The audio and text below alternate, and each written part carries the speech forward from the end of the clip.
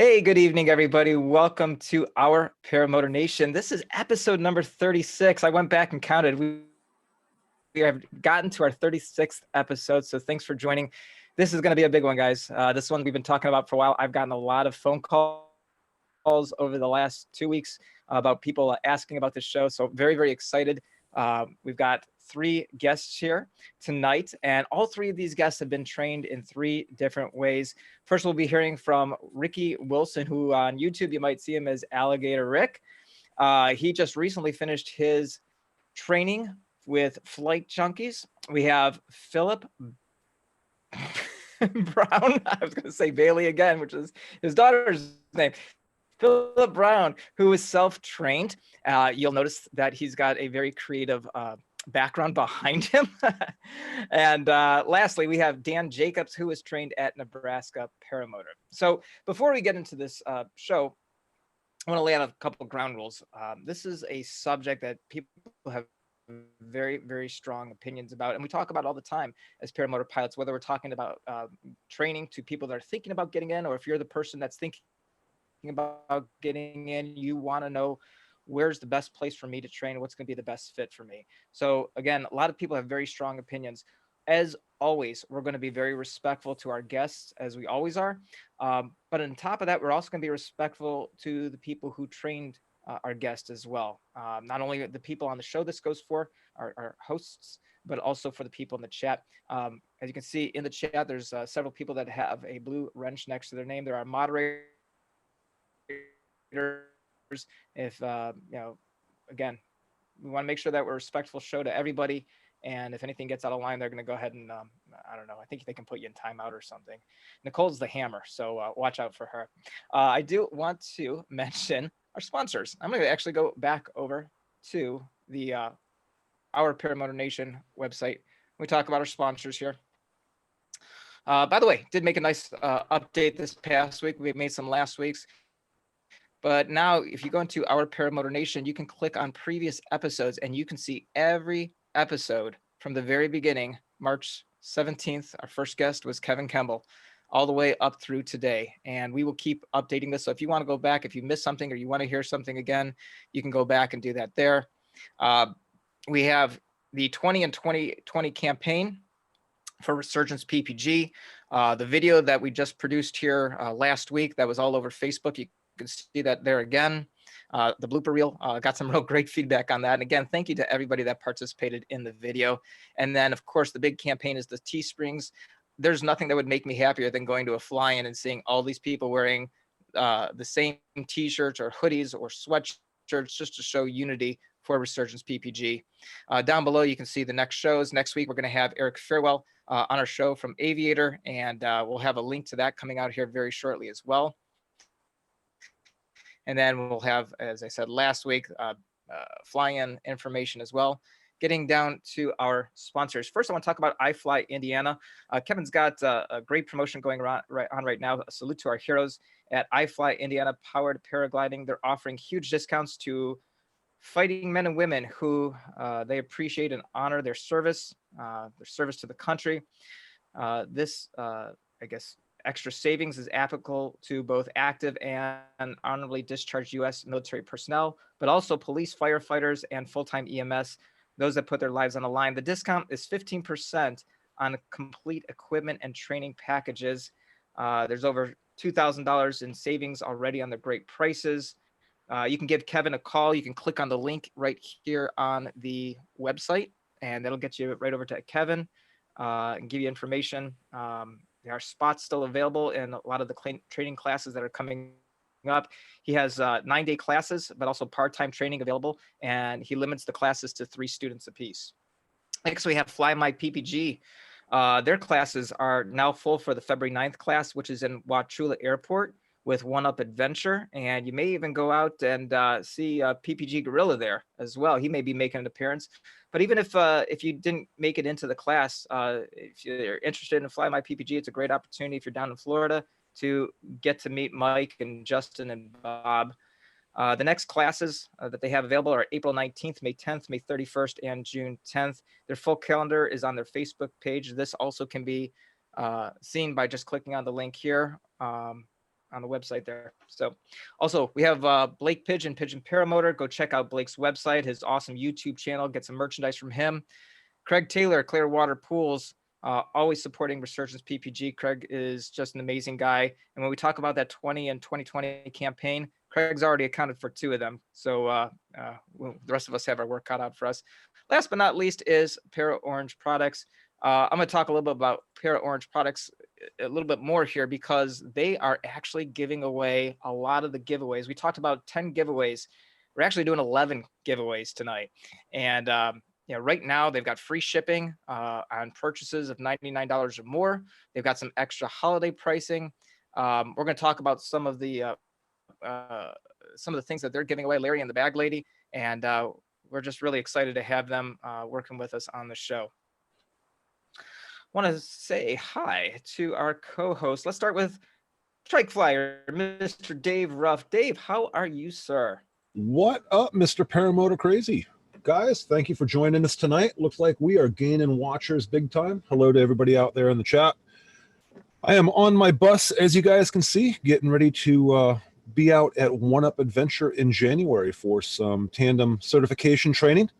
And hey, just want to do a real quick word. Gotten a lot of email about episode 2 of Road to the Paramotor. Guys, I am just finishing it up now, so be watching that on the Trike Flyer channel here in about the next day or two. We're going into episode 2. Looks like there will be about 4 or 5 episodes to it. Other than that, haven't flown in about a week and a half, and it's looking like I'm going to probably go Tuesday because I am jonesing. It's just too cold down here in Texas. It starts hitting about 65 degrees and under, and we start bundling up. Thank you, Dave. How about Nicole Phoenix, the always delightful and amazing Nicole Phoenix? Hi, Nicole. Yeah, I think you're being a little bit too kind there, Dave, but this week has been great. Still homeless, still couch surfing.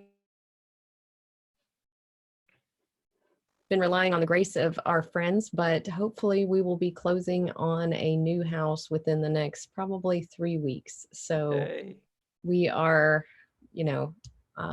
definitely looking forward to that and getting down into Lakeland so that we can start flying with Rick and with Dave Ruff as he comes down and visits us in Central Florida. So we're very excited about that. We haven't gotten to fly for about a week and a half as well because of storms, and it's been raining all day. So, but maybe tomorrow, maybe. So I hope so. Sounds good. You need it. Yes. You deserve it. Yeah. Rick Davies, PPG Gorilla, is also with us, as always, looking dapper. Yeah, it's been kind of rough. It's been kind of like cold front after cold front down here in Florida. So I haven't flown for it was a week ago. Today was my last flight. So actually, Alligator Rick was with me. I think that was a week ago today. So better weather in the future. In Florida, we get these cold fronts, and they seem to time themselves on the weekends once in a while. And we do what we can. Yeah, it'll get better soon. Everybody ready for Christmas? I tell you, Dave, I started going through some of my video today, and getting rid of some of the scrap stuff. So Whoa! Wait! Are you saying that you might actually post a video? Yeah, I am. Whoa! I actually started going through. I started going through my videos today, and life is slowing down a little bit. So because I don't have a house, so there's less. Ladies and gentlemen, you heard it here first on our Paramotor Nation. Nicole Phoenix in Flight is going to post. Wait for it. A video. Very cool. So I want to go through a little bit more here.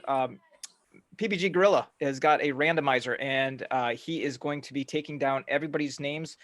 So suck up to Rick. So he puts your name on the randomizer, the wheel. All you gotta do is say something in the chat, and your name will go on it. Because Rick, I love you. Earlier, we have 11 prizes. I'm gonna go through what those prizes are. I'm gonna go through those prizes right now. 6 of them are from our sponsor, paraorange.com. They include a windsock, a riser bag, a stuff sack, a set of prop covers, 2 long sleeve shirts, and I said 6, but actually there's 7. The seventh one is a coconut bra. Now, to wear a coconut bra takes inner strength, and only the best people can do it. That's what I have to say about that. No, there's something special about the coconut bra. That we you know, Larry and Chris and myself and Rick, we talked about you know, what could we do with this coconut bra thing, and it was really to raise money for Resurgence PPG, and they made a bunch of these coconut bras, and hoping that people at the last fly-in would buy them, and there wasn't too many people buying them. But here's one. In the first set of giveaways, we're going to give away a coconut bra, and if that person would like to, but if you win the coconut bra, and if you'd like to make a donation to Resurgence PPG before the end of the month, what I'm going to do is I will match your donation, personally match your donation up to $100. So if you do $100, it's a chance for Resurgence PPG to get it to $200. So nice. If you don't want to, that's okay too. So if you want to put in the chat that you're doing it, you can. If you'd rather say, hey, I'm going to think about it, then you can do that too, because there's no obligation. We don't want to put anybody under the pressure, but want to make it a little interesting again. It's the season of giving. All right. So I am not going to be looking at the chat tonight because there's a lot of information to go over. So Dave and Nicole are going to be watching the chat. If you have a question for any of our guests, feel free to leave it in the chat. They'll go ahead and forward that to me. I'm going to ask Dave and Nicole for those questions as I'm wrapping it up with each of our guests here, because a lot of the questions that you may have, I may have already. Okay. Rick, Dave, Nicole, is there anything I missed? Nope, not at all. I think you got it. Cool. So our first guest is Alligator Ricky Wilson. How you doing, Ricky? I'm doing just fine. Good. Excited about the sport. I'm ready to go. So the first question is, how did you find out about paramotor? How did you get excited and interested in it? YouTube. And I saw 20 years ago, I used to hang glide. So I saw a couple of them then, didn't really think much about it at the time. I was into the hang gliding thing. So I did that for a couple of years, but that's, you know, I gave up after a couple of years. It was just, it was too cumbersome for me to have to drive all the way down there, have to pay for the tow to get up and pack everything up, come back to Jacksonville. And me and my dad, we did it at the same time. He did it for 3, I did it for 2. And I kind of miss being up there in the sky. So I started looking into that paramotor thing, because I remember seeing it 20 years ago. And that's how I ran into Flight Junkies. Okay. All 50 states, you know, all that good stuff, all that sales pitch. Yeah, I got into that. So okay. So you just trained on, was it December 3rd that you started? December 2nd. December 2nd. How was the training? That was Monday. Overall? How was your training? Overall, I had a pretty good time. Plus the camaraderie between all the students. We had a ball, you know.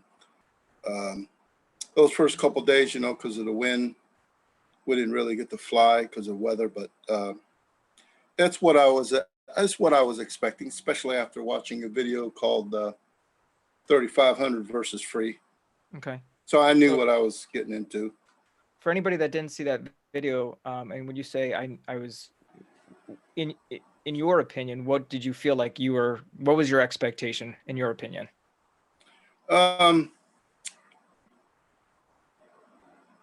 Not much, you know, like you said, you get what you get for free, but I went in there with my with a mindset that, you know, since I've been hang gliding, I have an idea of, you know, how the characteristics of flight and everything. So I was going in there pretty confident, and, you know, that's why I only had, you know, 2 flights with him.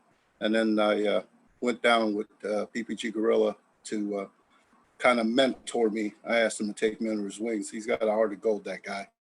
So I drove all the way down there from Jacksonville just to fly with him. And the last time I was down there was a fog bank, and it was looking kind of, you know, well, like we weren't going to fly. And I told him, you know, I'm just the camaraderie of being around with you and just talking and shooting the poop and all that, you know, and just to be around with Rick and getting some ideas with him. you know, that's what I've been doing so far. So what I think what a lot of people that are going to watch this either live or watch the replay of this down the road as they're thinking about getting into paramotoring and where do I train is what am I walking into, not just for you, but for any other, which is, you know, why we have Dan on. So Dan can explain what he went through when he went through his training. But tell us about your week. You started on the 2nd, which was a Monday, I believe, correct? Yep, it was on a Monday. Started at 10:30 in the morning. I was there about 5 minutes late. I was the last one to go in. It's basically in his house in the dining room table. There was 5 of us there. We all Kurt's girlfriend offered us coffee and everything, and you know, very nice of them. We were just sitting around the table and we were just introducing each other and where we're from and, you know, what we're doing there. And then Kurt started going through basically what we're going to be doing. And that was in the morning. I know in one of Kurt's older videos, he had mentioned that when you come to Flight Junkies, you'll get a syllabus. Did you receive a syllabus? No, it's no syllabus. Just where to find everything, anything that we're asking about. He told us how to get that information, like about airspace and, you know, the weather and all that other stuff. How much time did you spend doing that? Probably a couple hours. Okay. Yeah, probably a couple hours. How did you guys know what to ask, though? I mean, this was your first few minutes being there, your first few hours being there. How did you know what to ask for? Well, it's because I know what was missing from what was missing on 35 versus free. Okay. So kind of address those questions. Yes. So, okay. But yeah, he like I said, he showed us where to find the information. We didn't know it. He would tell us how to find it. It was usually on YouTube. Okay. Did he reference the PPG Bible at all? When he was telling you where to find this information? I do not recall. No, I do not recall that.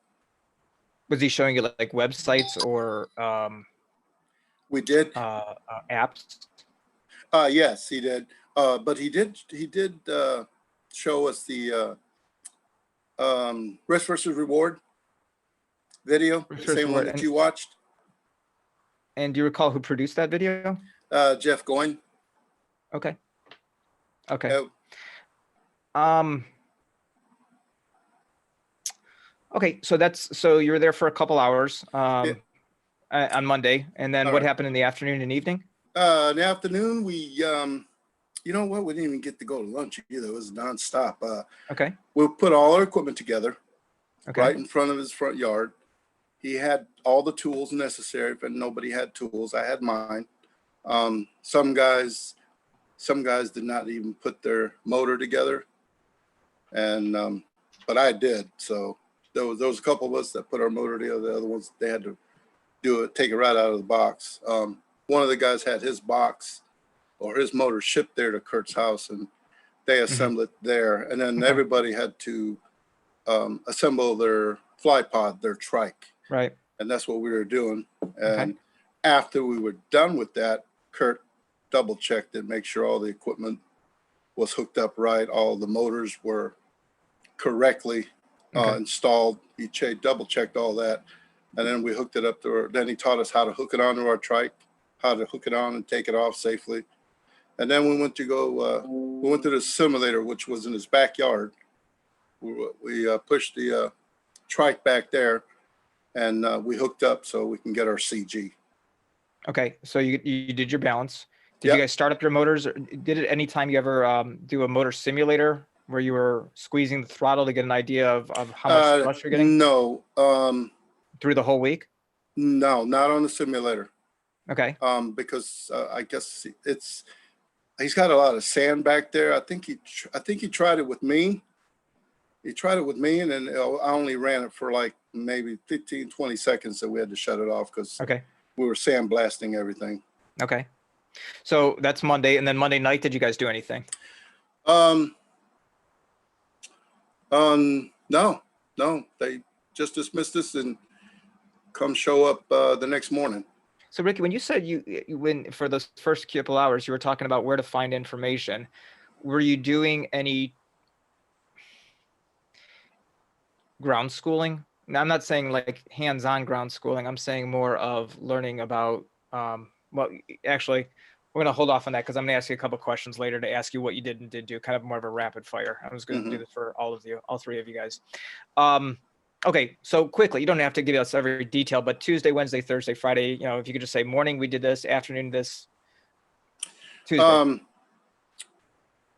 Tuesday in the morning, that's when we actually watched the Risk versus reward? Yeah, risk and reward, because the weather wasn't cooperating. And then we did some more chit-chatting on the dining room table. And then we were just watching the weather to see if we were going to go out. And then, let's see. And the weather was just not cooperating, so he called it off for the rest of that day. Wednesday. So what time were you done on Tuesday? Tuesday, hold on. Write this stuff down. Tuesday, we were done by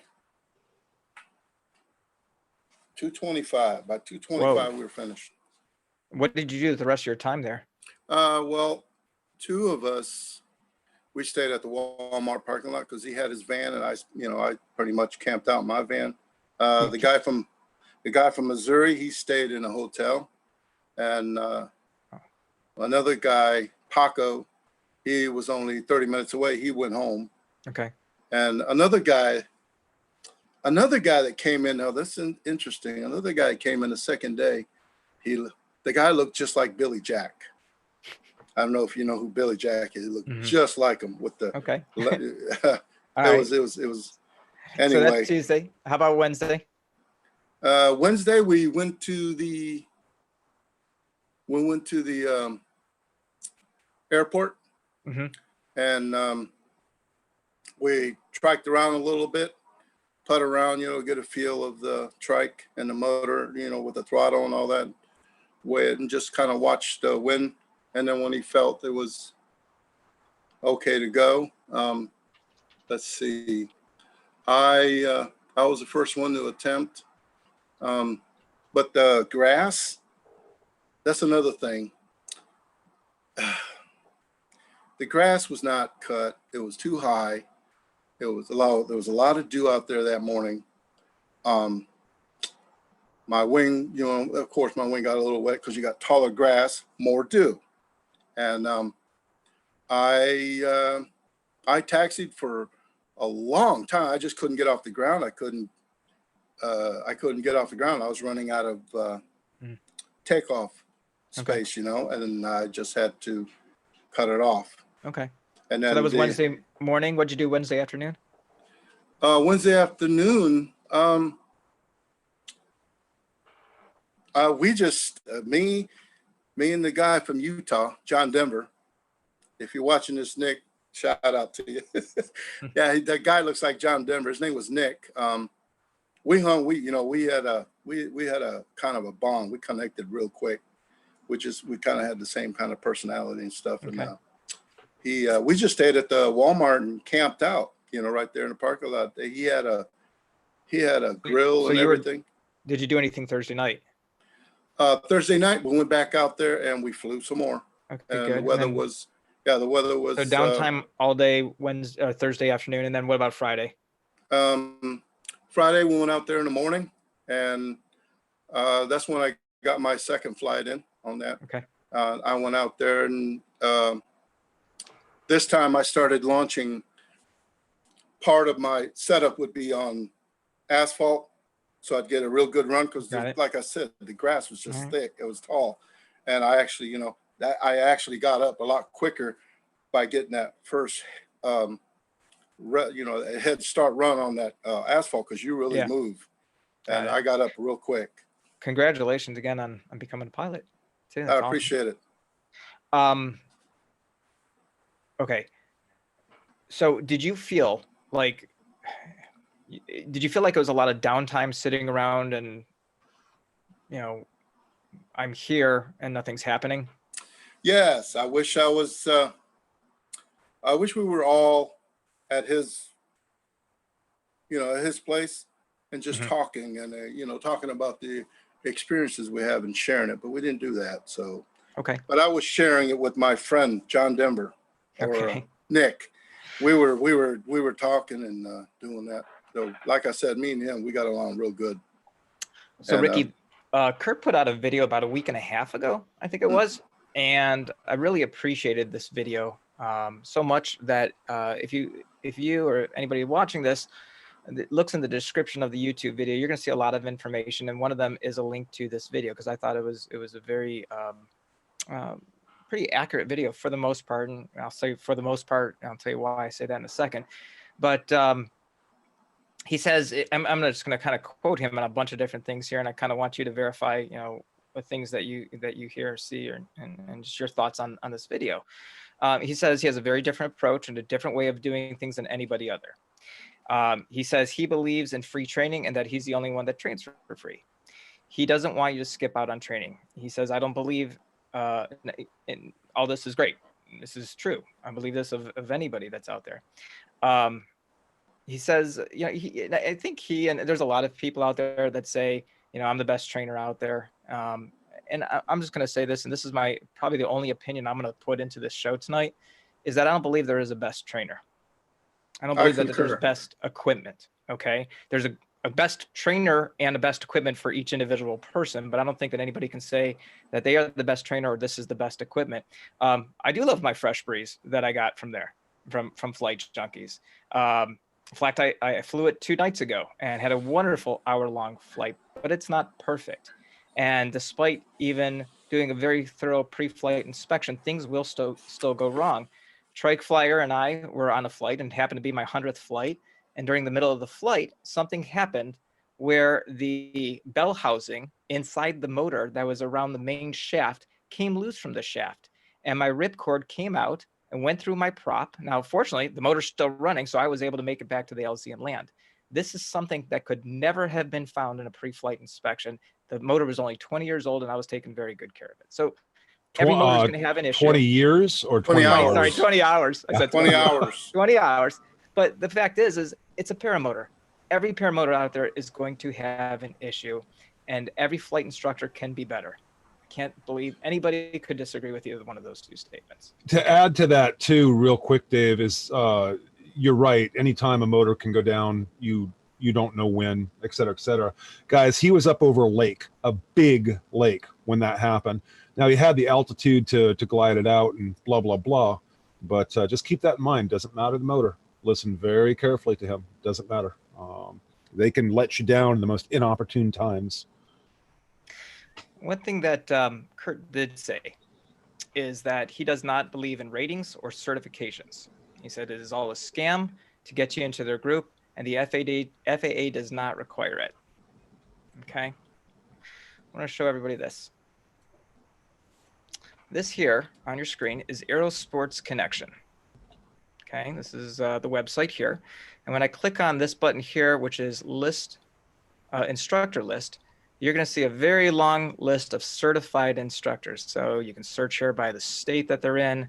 So if I go down here to Florida, we can see some very familiar faces. Here's the Godfather himself, Eric DeFore, Eric Farewell, our guest next week, Travis Burns, okay, London Ivy, Kyle Mooney.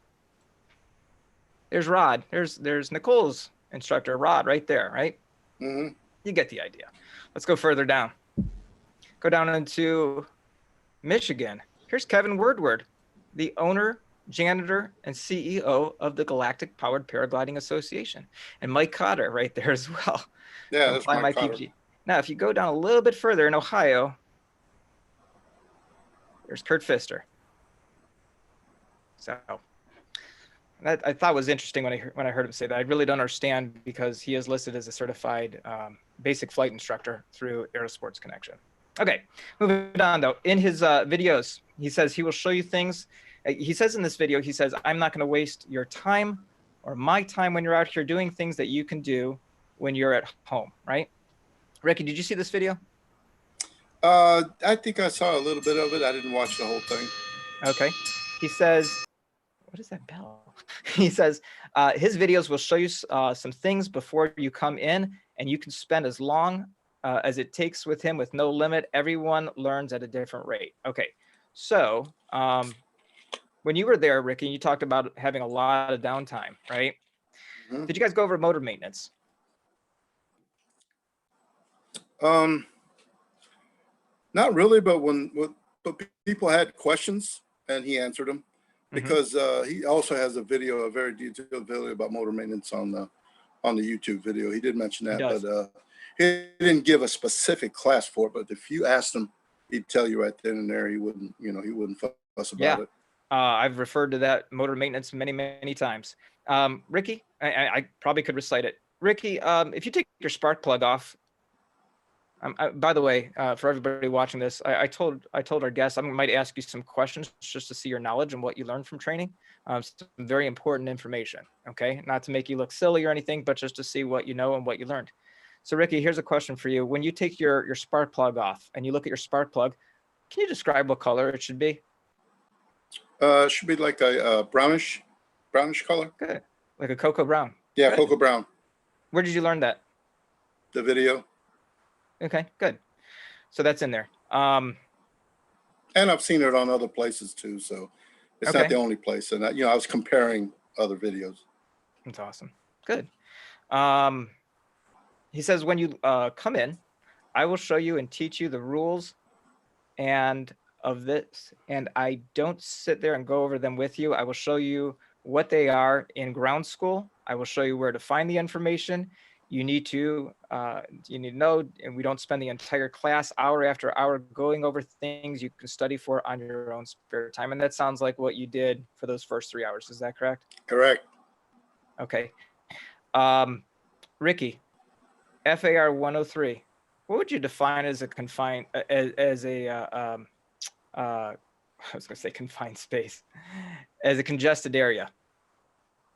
What would I define as a congested area? Yes, sir. Towered airports, sporting events, stadiums, military bases. Okay. There's a whole bunch of them. Sometimes you'll have like a air show, and that'll show up on the I forgot which website it is. It'll be a temporary restriction, like when Jacksonville Beach had their air show going on. There was a flight restriction over there. And did you learn this at Flight Junkies? What's that? Did you learn all this information at Flight Junkies? No, I learned that on searching YouTube for about airspace. Okay. Learning about airspace. So he never went over any of this information? No. Okay. No. I'll tell you from my own experience, I had a hard time understanding what congested airspace was. Does it mean 2 people? Or does it mean 200 people or 20,000 people? So, and that's the kind of stuff that I think for a new pilot, and again, you said you had some information in the back, flying hang gliders. For a person that coming into this, it might be risky if you've never had any aviation background. Continuing, students come and go throughout the week. So he tells you what the rules are, and then we move on from there. So yeah, I know that's an experience that a lot of people have said that they had, where there'd be other students coming in and out. And I know you were the first group that went through for the Florida class, so it shouldn't be other people coming in. But you did say someone came in late. Was that a previous student, or was that just someone that was starting after you? Oh no, that was it was kind of a strange situation, because he didn't have a fresh breeze, but he bought one of the flight pods. He had a Black Hawk, and you know what? I didn't think Kurt treated him very fair, though, that guy, because he was always running late, and Kurt wanted, he didn't want to miss any airtime trying to get the students out there, and the guy was, he's kind of running late and stuff, so a lot of times he got left behind. He didn't make it. I was kind of interested in seeing him go up. I wanted to see how he went up with that Black Hawk and that flight pod and stuff, how he had it all set up, because I know it was a little bit different than mine, but I don't know. It's just, it seemed like Kurt was just a little, I don't know. He didn't have the patience to hold on a second, and he kind of, you know, he just, hey, we got to go. You know, that kind of deal. Were you nervous for this guy when he was launching under Kurt's? I mean, and I'll say right now, I think Kurt's got a great eye, and Kurt said in the video, he's got a great eye for what he's seeing up there, the way the wing's moving, the way the person's handling it. But were you nervous for him? That guy never got to launch. Okay. He never got to launch because he kept being tardy. You know, he had the wrong, he was running late, and then he got lost. He had to go back, and he was going to follow us to the airport, and then he got lost from there.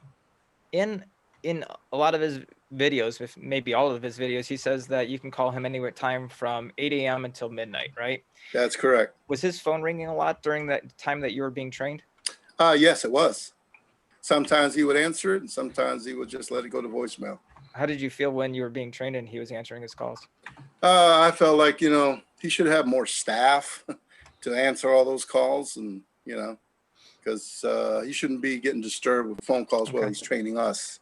I'm going to ask you some quick questions here because I know we're already 35 minutes into the show. We got a long way to go here. Okay.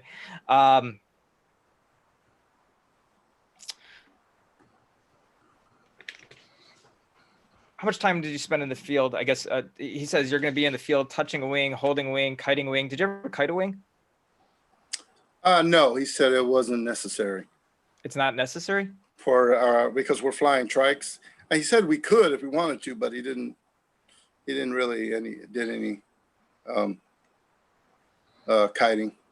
Rick Davies, I have a question for you, sir. You're a trike flyer. Rick, is it important for you as a trike flyer to kite a wing, to know how to kite a wing? Absolutely. Why? Yeah, it absolutely is. Because you need to know how to control the wing. You know, in my training, I had very much the similar scenario. I had very short time of kiting, and when I made my first launches, I was not at all proficient at kiting or controlling the wing. Fortunately, that I was able to pick that up a little bit later on, but yeah, it's important. Okay, thank you, Rick. Ricky, back to you.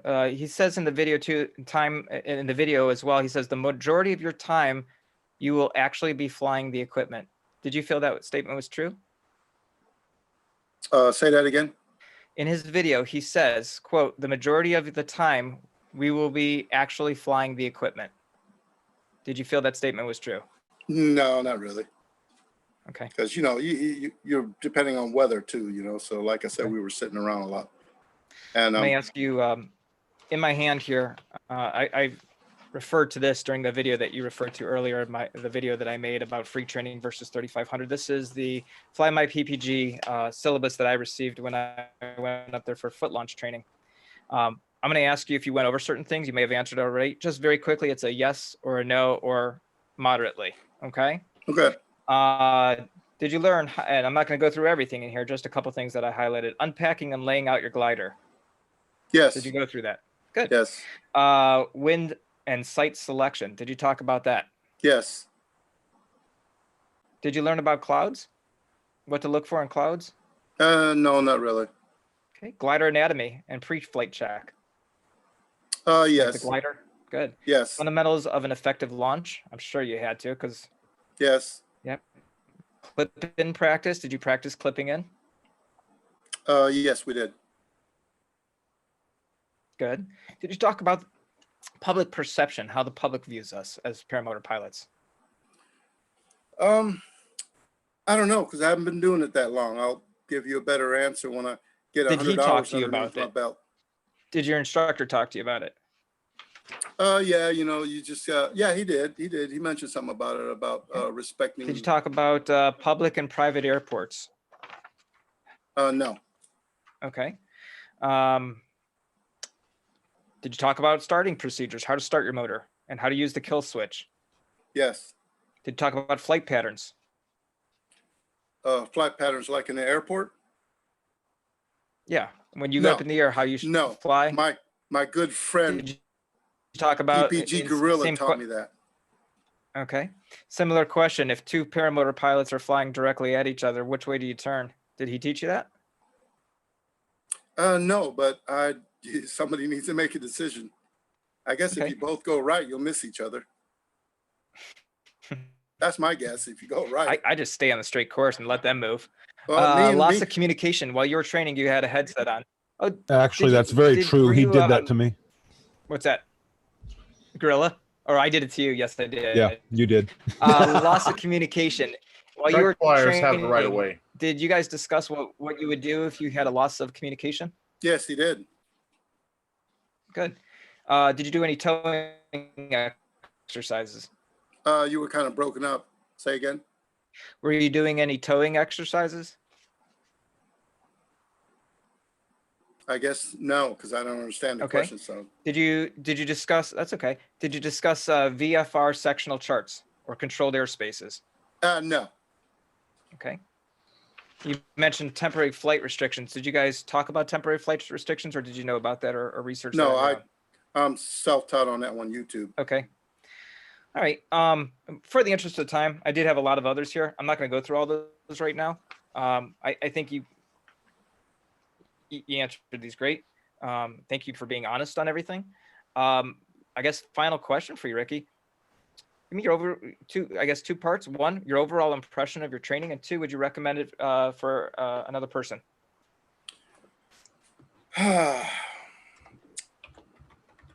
He got me up in the air and back down safely. I always felt that I was safe. He cared about my safety. I knew that I was going to be in a trike. I knew I wasn't looking for foot launching because of my knees. So, because I actually got a hold, I went through Aviator's website. They got a strict 250-pound limit. So that counted me out. And that was another reason why I won't. Besides, I kind of like the equipment that because like you said, it's German made, and Germans, they really make some pretty good stuff. So I knew I wanted that equipment, and I knew I was going to be in the trike. So I guess if you're looking to, get through it as quickly as possible, and you're a heavy set guy, and you're going to be in a trike, I would recommend it. But if you don't have those issues, you can probably look elsewhere and probably do a lot better, But as far as trike and launching with the trike and getting to as quickly as possible, I recommend Flight Junkies. You can get there. But you said PPG Gorilla took you under your wing. And yes, took you under his wing. No pun intended there. But do you feel if you didn't have your background, if you didn't have PPG Gorilla to help you out as a person that's never been in aviation, and now knowing just only a couple weeks after training, knowing what you know now and still learning that there's more to learn out there too, do you feel like it was time well spent for what you need to know to be safe and to fly legally? Yes, I got exactly what I needed, just like Gorilla was saying. And then and that's another thing. The community, the PPG community is outstanding. A lot of good people out there, a lot of great folks, guys. So all I did was reach out to them, and they're teaching me left and right, giving me tips. David Wolf's giving me tips about turning the trike towards the wing so I can get up underneath it. Kurt doesn't teach that. So I've tried that, I think, over there when I was launching with Gorilla. That really works out pretty good. Mm-hmm. But the community, reach out to the community, and you can get a lot of stuff. The community will help you out a lot. I know that, Dave, I know that you'll hit on this more throughout this episode, but there is no perfect training for anyone. Alligator Rick already had kind of an aviation background from flying hang gliders and things. So he's not the normal student that comes into here with absolutely zero knowledge. And in the end, it seems like he got what he needed. He's on his way to being a very safe and proficient pilot. I enjoy working with him and flying with him. To your point, Rick, my goal was to get up in the air. when I went to Flight Junkies. Let me ask that was my only goal. I'd like to add But something. Yes, sir. When me and Gorilla went to go see the Sleeping Giant, I don't know if you know what that is. That's that excavator out there. He'll tell you himself, while he was a little bit lower than I was, he'll notice that I was way up there making sure, because I just want to make sure I was high enough to where if something happened that I can glide to a safe landing spot until my skills improve or until I get comfortable with it. But I was staying up pretty high and they were down there messing around, doing their thing. So, but let me I got ask over there. something real quick. And I actually would like to ask this of all three at the end of each one of them. First, actually, real quick, Alligator, flying up high when you're new. I've seen enough solos and enough new pilots. That is normal, man. That is absolutely normal. Okay. Let me ask you a direct question, and I want to ask Phil and Dan the same thing when it's their turn to speak at the end. When you came out of training, if you didn't have Rick or if you didn't have any other paramotor pilots around, would you have felt comfortable and confident enough in your training and with the flights that you did where you trained to go do it on your own? Yes. But I was going to make sure I was in a very, very, very large field, like the airport up by my house, Herzlong Airport, recreational, because that way I have plenty of room for any kind of, if there's something that doesn't look right, because one thing about me was I was very, very good at shutting off that motor.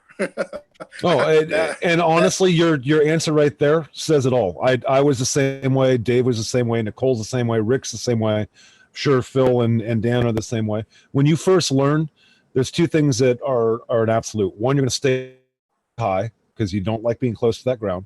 And two, you're going to pick the biggest, largest field that you don't think you're going to get out of still, even though you've got a half mile of runway ahead of you. Sure, if you're going to get in and out of it. So it's normal. But the reason why I ask, and I usually ask this of anybody when we start talking about instructors, is when it's all said and done, if you didn't have any other paramotor pilots around you or anybody else, do you feel comfortable at the end of the day in your training that you could have gone out there and launched on your own, making the decisions that you needed to make to get yourself safely in the air and back on the ground? Yeah, so that was an absolute yes for me. All right, good. Besides, I got the heart of gold Gorilla, keeping an eye on me. And basically he was, he was just keeping an eye on my wing, make sure it's above me and I wouldn't, that I wouldn't tip the trike or nothing. And he did a real good job with that. Oh, and I want to say one more thing. If anybody teaches me kiting, I'd like Nicole to teach me how to kite. She's a kiting beast. I've seen her. She's a kiting beast. Alligator, let me ask you real quick. No hands, Nicole. If Nicole teaches you how to kite, do you want to learn how to forward kite or reverse kite? I don't know. I'll let Nicole decide that. Nicole, you can smack them anytime. Yeah, because I've seen her up the there. Wind is going to decide that. Yeah, I think so. The wind does decide that. But Nicole, I've seen her kite, and she's very, very focused. Yeah, I got to kite next to her out at the fly-in, and she's pretty damn impressive, let me tell you. Yeah, so let's just put it this way. I was kiting and Reason, her husband, was standing next to me laughing hysterically. I'm like, this isn't right. Nicole, did you have something you wanted to add? The concerning part to me is that, and this is not to, again, this show is meant to be objective, right? But the concerning part to me is that you had a lot of downtime, that you did not take the chance to kite, and that Kurt didn't feel like it was important for you to learn how to kite, even though, or because of the fact that you were going to be a trike flyer. And as we have spoken about 100 times on this show, it's actually more important for you to know how to kite as a trike pilot than a foot launcher, because it actually takes more technical skill. So I have heard that this particular instructor has inflated wings for individuals before that are on trikes, and just launched them. I mean, foot launch. And I mean, foot launching. He did that foot launching? Foot launching. That's what Okay. I've heard too, but I can't confirm that. Either way, that's very disappointing to me, because I will tell you that I had an excellent instructor and had great instruction, had over 25 flights by the time that I finished my training, which was all foot launch, by the way.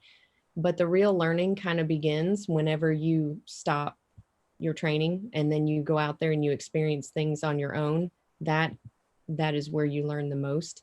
And, then I've gone back and done some more advanced training with my instructor, and then also with Chris Santa Croce. So my point is that you don't know what you don't know. And honestly, I think that there's that circle of conscious competence or unconscious competence, unconsciously incompetent, et cetera, and the little circle, and you keep going around that circle to the point where you're back kind of where you started and feeling a little green. And then that's where the learning begins again. So every time that we feel like we have learned enough is usually the point when something is going to happen that kind of knocks us down a peg or two, and then we start our learning over again. So I know that we've been talking about in the chat that we never stop learning, and the pilot is always learning and always experiencing things, and that's kind of where I was going with that. But let's keep rolling. Thanks, Nicole. And thank you, Ricky. I appreciate it, all your insight, and it's very valuable to all of us. What we're going to do now is we're going to do some giveaways. For all the giveaways, I know this is going to be a little bit longer show than normal. So you got to be available. After you win something, if you win something, you got to put something up in the chat so that we know that you won it. And then after you do win something, what you'll need to do is go over to the Our Paramotor Nation website, scroll down to the very, very bottom. And here is where you'll put your name, your email address, and then I need to know what you won. Also, there's some other information too. If you win a shirt, we need to know your shirt size. If you win prop covers, we need to know if it's for a 2-blade or a 3-blade or even a 4-blade prop cover. Okay, so all that information, and also, of course, your address, all that good information needs to go there. So without further ado, PPG Gorilla, the first item that we're going to be giving away happens to be your sticker. Okay. Oh yeah, a PPG very sticker. Valuable sticker. But I mean, here's the only thing: whoever wins the sticker, you are going to have to. It's free, but you're going to have to pay for shipping, material cost, and labor for the sticker. But it's free. Other than that, it's only $18. No, it's only $18. Free, including shipping. Now, I don't know. My history seems to be when I give something away, it always goes to someone in the UK or Australia or something. But Dave. Whatever. I'm good with it. Dave. Yes, sir. Sticker? I need a sticker. You need a sticker? I'm just saying. I'll give you mine. I don't have any. You can have this one. All right, Ricky, let's spin the wheel. Let's get this going. I've entered everyone's names into the randomizer here. Our guests are also in the randomizer. And our guests. Everyone in the chat and our guests. All right, let's see it. All right, is that the one? That doesn't look like enough names. Hold on a minute. Uh-oh. Yeah, that does not look like the 68 that are in there. I told you we should have had Dave Ruff do it. You know, it could. That's why we can't have nice things. It doesn't show every one of them. Maybe, I don't know. Hold on a minute here. I got it right here, ready to go. Can you see that? Yeah, but it doesn't look like enough names. All right, hold on a second here. Let's see. Let's go to the name sets. Yeah. That looks like enough names. Yeah, a lot of names. Everybody. Those just won't all fit on the wheel that you see there. All right. Oh, so when you click the wheel, it randomly puts so many on there. It just shows. Hey, Walter, I didn't see Trike Flyer up there. That was from a test earlier. Here we go. Everybody ready? Go. All right. In the wheel of PPG prizes. Here we go.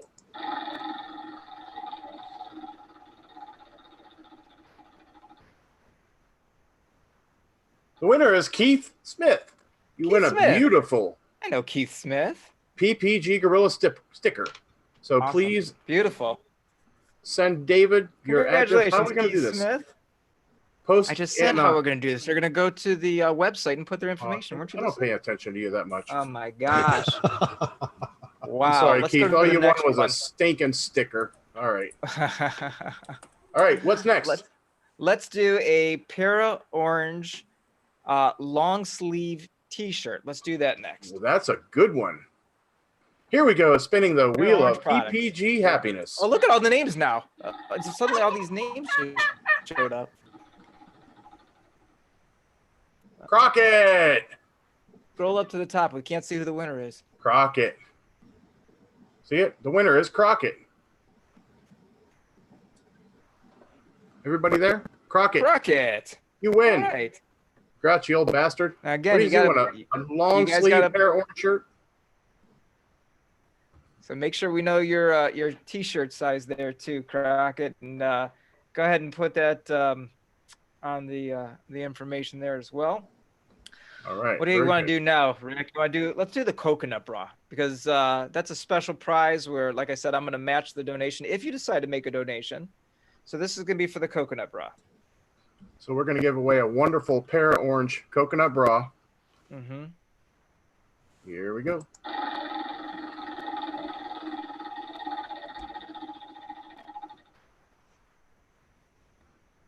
Clint Shamalis, the wing shredder. Clint. Hey, Clint. Oh, Clint's good. Oh, shoot. Clint, like I said, I'm maxing this out at $100 match donation. Oh, I love Clint. Who does he fly with? I forget. That guy. Oh, Mitch Clint's G. Videos. He's got the best videos in the South. He flies Mitch with G. Mitch That's G. right. He flies with Mitch G. Famous. God, those guys are so talented out there. Do you ever have like a guy that shows up? I think Phil was talking yeah, about those guys out there. Man, they're awesome. I don't know who he flies with. I can't think of it, but Clint is definitely my favorite YouTuber out there. He's definitely my favorite. A good group. They really need a face for that group, though. I'm telling you. Yeah, you know they do. They absolutely need a face for him. Yep. Let's do one more, and let's do a strobe from Phil Brown. Phil, tell us about the strobe and where these are. Phil is our next guest. He's going to be talking about self-training. Phil, can you tell us a little bit about the strobe, like the first one? All right, so what I'm going to be doing is giving away one of my strobes that I make. They're very similar to Firehouse. They're just a little bit bigger, and they send off a bigger burst. Just slap it on your helmet. You're good to go. Oh, nice. That's awesome. Very cool. Thank you for donating that. Rick, spin it.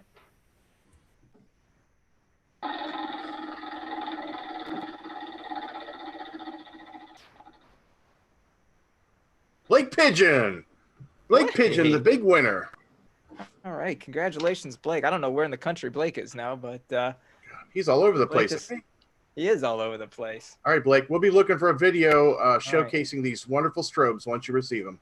Again, make sure you do leave a comment because we do need you to be available. You have to be present to win. That's what I meant to say, right? Okay. Phil Brown. Welcome to the show, Phil Brown. Phil Brown. Yes. Now, I will say this. I did say this earlier about, respecting and being appropriate and saying nice things. But Phil said, no, bring it. Just bring it. Right? Yeah, absolutely. All right. Not bothered by it one bit.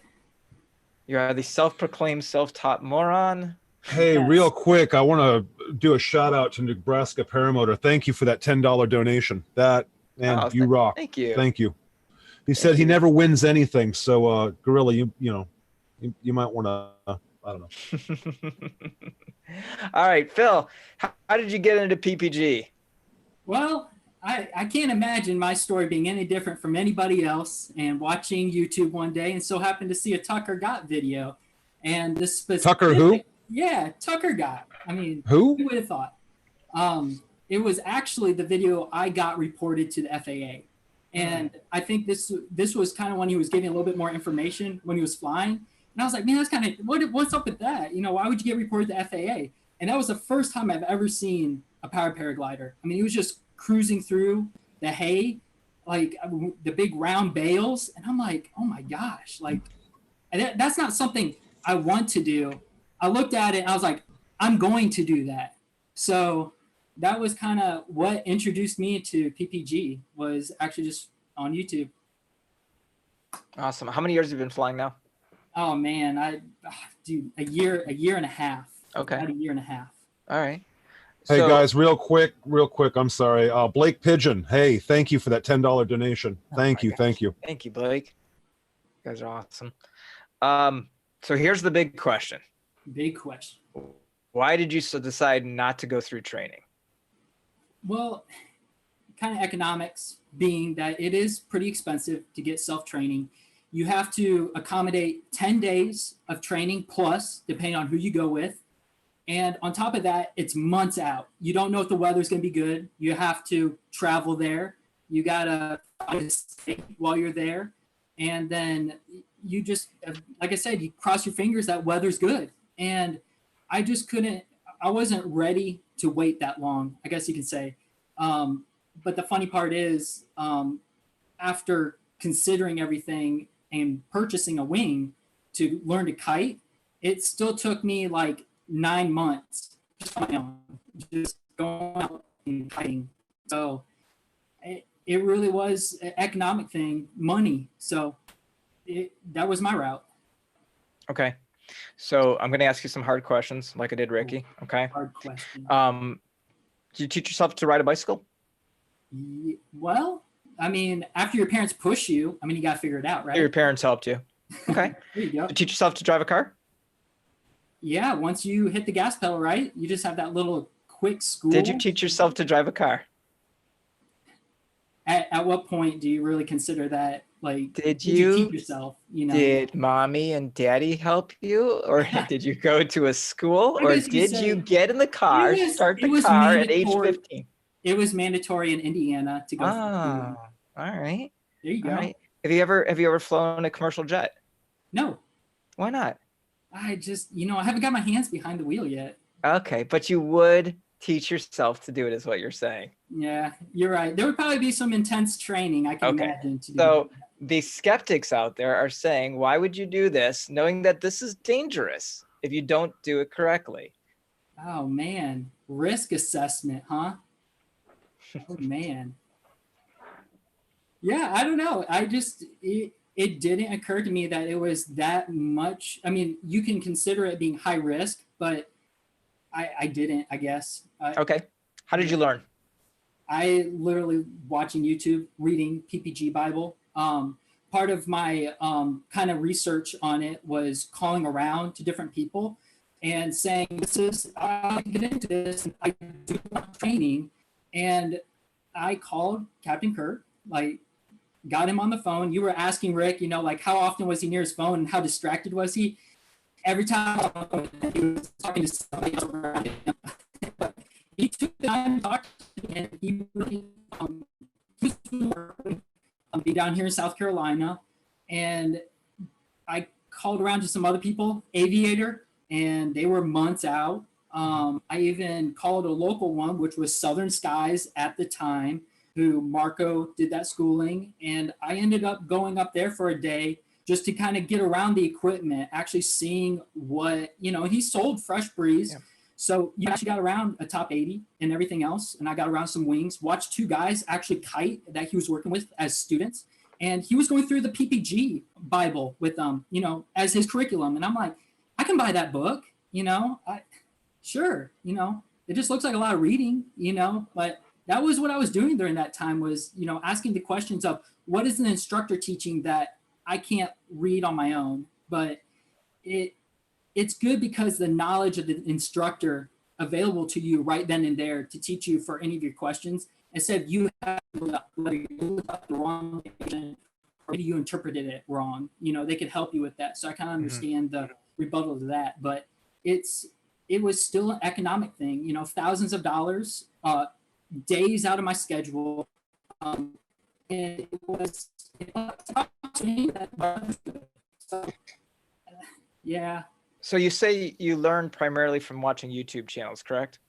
Correct. So it was kind of like go ahead. I got to ask you, who did you mostly learn from? Whose videos? It was all over the place. Initially, for kiting, I knew one of my first tasks was to kite. It just, as you're watching it, It was Kurt's It was Kurt. pre-kiting. Yes. Now wait a minute. And that If I 28-minute video. If I recall, he says, "Don't learn from my video, numbnuts." Isn't that what he says? You know what? I'm sure there's a lot of people out there that I've learned from your video. My bad. Well, I'll tell you this, from every person that's ever gone to Flight Junkies, including myself, I felt like I watched his videos so much that I could have probably launched myself, because I was so excited to get down there and do my training and take my first flight, that I wanted to be perfect and be that star student as anybody would for an instructor. So I can't blame you for watching videos and learning from there. So the next step is you have to go get some equipment. Where did you get your equipment from? Oh man, how many people have watched that video from Tucker, saying all the different people you'll meet at a fly-in? I'm that guy. I was the Craigslist guy. I bought 2 wings from a guy out in Georgia, one being a Para Avis 2006 Acro wing, and that was my primary kiting wing. It was no intention on flying with this wing, but learn to kite. And then the other one, I actually sold it to my buddy that thought he was going to get into it too, but his wing is still sitting in his garage, which is kind of a shame. But I bought my equipment off of Craigslist because you have to have an instructor. What does the instructor say? Come to my schooling and I'll sell you equipment. If I wasn't going to do that, where am I going to get my wing? eBay? Mm-hmm. Well, I can't, maybe. Hey guys, real quick, I'm sorry. A huge thing just came in. Nebraska Paramotor, $100 donation going to Resurgence. Oh man, that's cool. Gosh. 20 and 20, guys. 20 and 20. All donations coming in on this show tonight are going to Resurgence. So just to let you guys know, Nebraska Paramotor, thank you. Awesome. Thank you so much. Man, that's cool.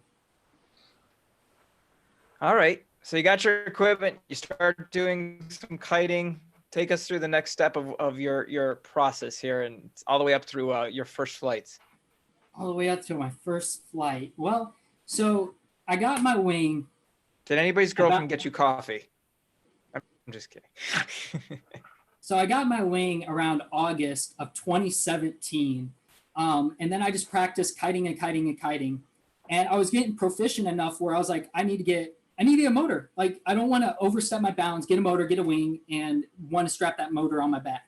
So I was at a point where my forwards were really good. So basically I'm ground handling. I knew until I was proficient with pulling that wing up in my harness, just pulling it up, reverse, forward, everything, I wasn't going to get a motor. So May of the following year comes around and I purchase, nonetheless, a Fresh Breeze.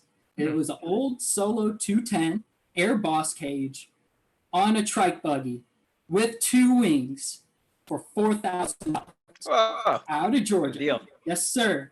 And I was stoked, absolutely stoked. I drive all the way over there. I pick it up, bring it back. And I'm like, this is on a trike. Those things look dangerous. I need a foot launch. So I'm going to modify this cage to foot launch with swing arms. Not dangerous, I got this, I guess I call myself a mechanic.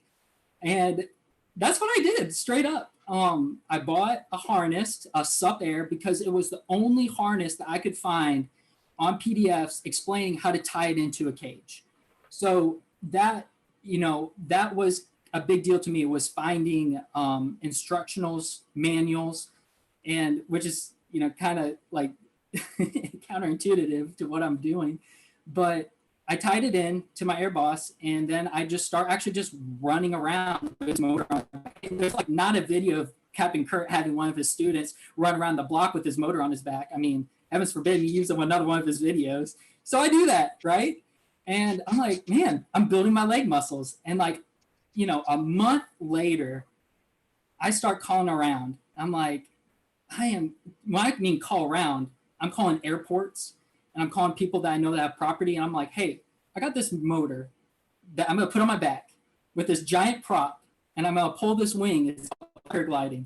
And I want to be able to taxi with it just on the ground, a little bit of power taxi. And I just want to pull the wing up, tied in. And I just want to be able to control the wing over my head with the motor and weight on my back. And a lot of airports, inevitably enough, were like, no, we're not going to let you do that. So at the same time, we have a friend. I have a friend from tech school that one of his coworkers' dad actually flies a powered parachute, and they have property that they purchased to fly from. And so they allow me to go out there and practice as much as I wanted. I mean, just absolutely generous, which I don't know if that means they encourage self-training, but they definitely allowed me to have that time and that field on weekends when I could make it out there. And I got to the point where it was, I just felt proficient with the motor on my back and everything. So one of the airports I actually contacted said, we're not gonna let you do that, but there's actually a guy at this airport that flies power paragliding, and we would like you to get in touch with him. And he'll probably be out here at our fly-in breakfast club that they hosted in May, and his name was Todd Falstad. So I don't know if anybody knows him. He's got a plethora of knowledge, I heard. Yeah. Hey, Great real quick, guy. guys, let me break in. Blake Pridgeon just answered back with a $149 donation to Resurgence PPG tonight. We're up to Says- 269. Says, thanks for the strobe. Here's to Resurgence PPG. Guys, you are killing it tonight. Killing it. All donations are going to Resurgence. Keep it up, guys. Keep the giving. 20 and 20. There's another 10 right there. There's another 10 from Bill Herman. Bill That's Herman, exciting. thank you so much. Thank you so much. Man, Thank that's you, cool. guys. That's awesome. So Todd, I met him at an actual fly-in, not power paragliding. It's just the local like EAA chapter flying at his private airport, that community airport that we have here in South Carolina. And he talked to me a little bit about it. And I said, look here's the situation myself, and I am actually getting ready to actually do my first solo. And what kind of knowledge do you have? And that's a dangerous question to ask Todd if you ever talk to him. And so it turned into like an hours after this flying, just talking to him and actually being around his equipment. And then he said, I don't encourage you to fly solo on your own, you know. And by that time was like a month later, I was out practicing at the field with a buddy, and I was just out there, and it was taxiing, power taxi, and the son of a gun picked me up. And I'm like, I don't think I want to come back down. So I just hammer it, you know, and it is the sketchiest, ugliest launch you probably ever watched.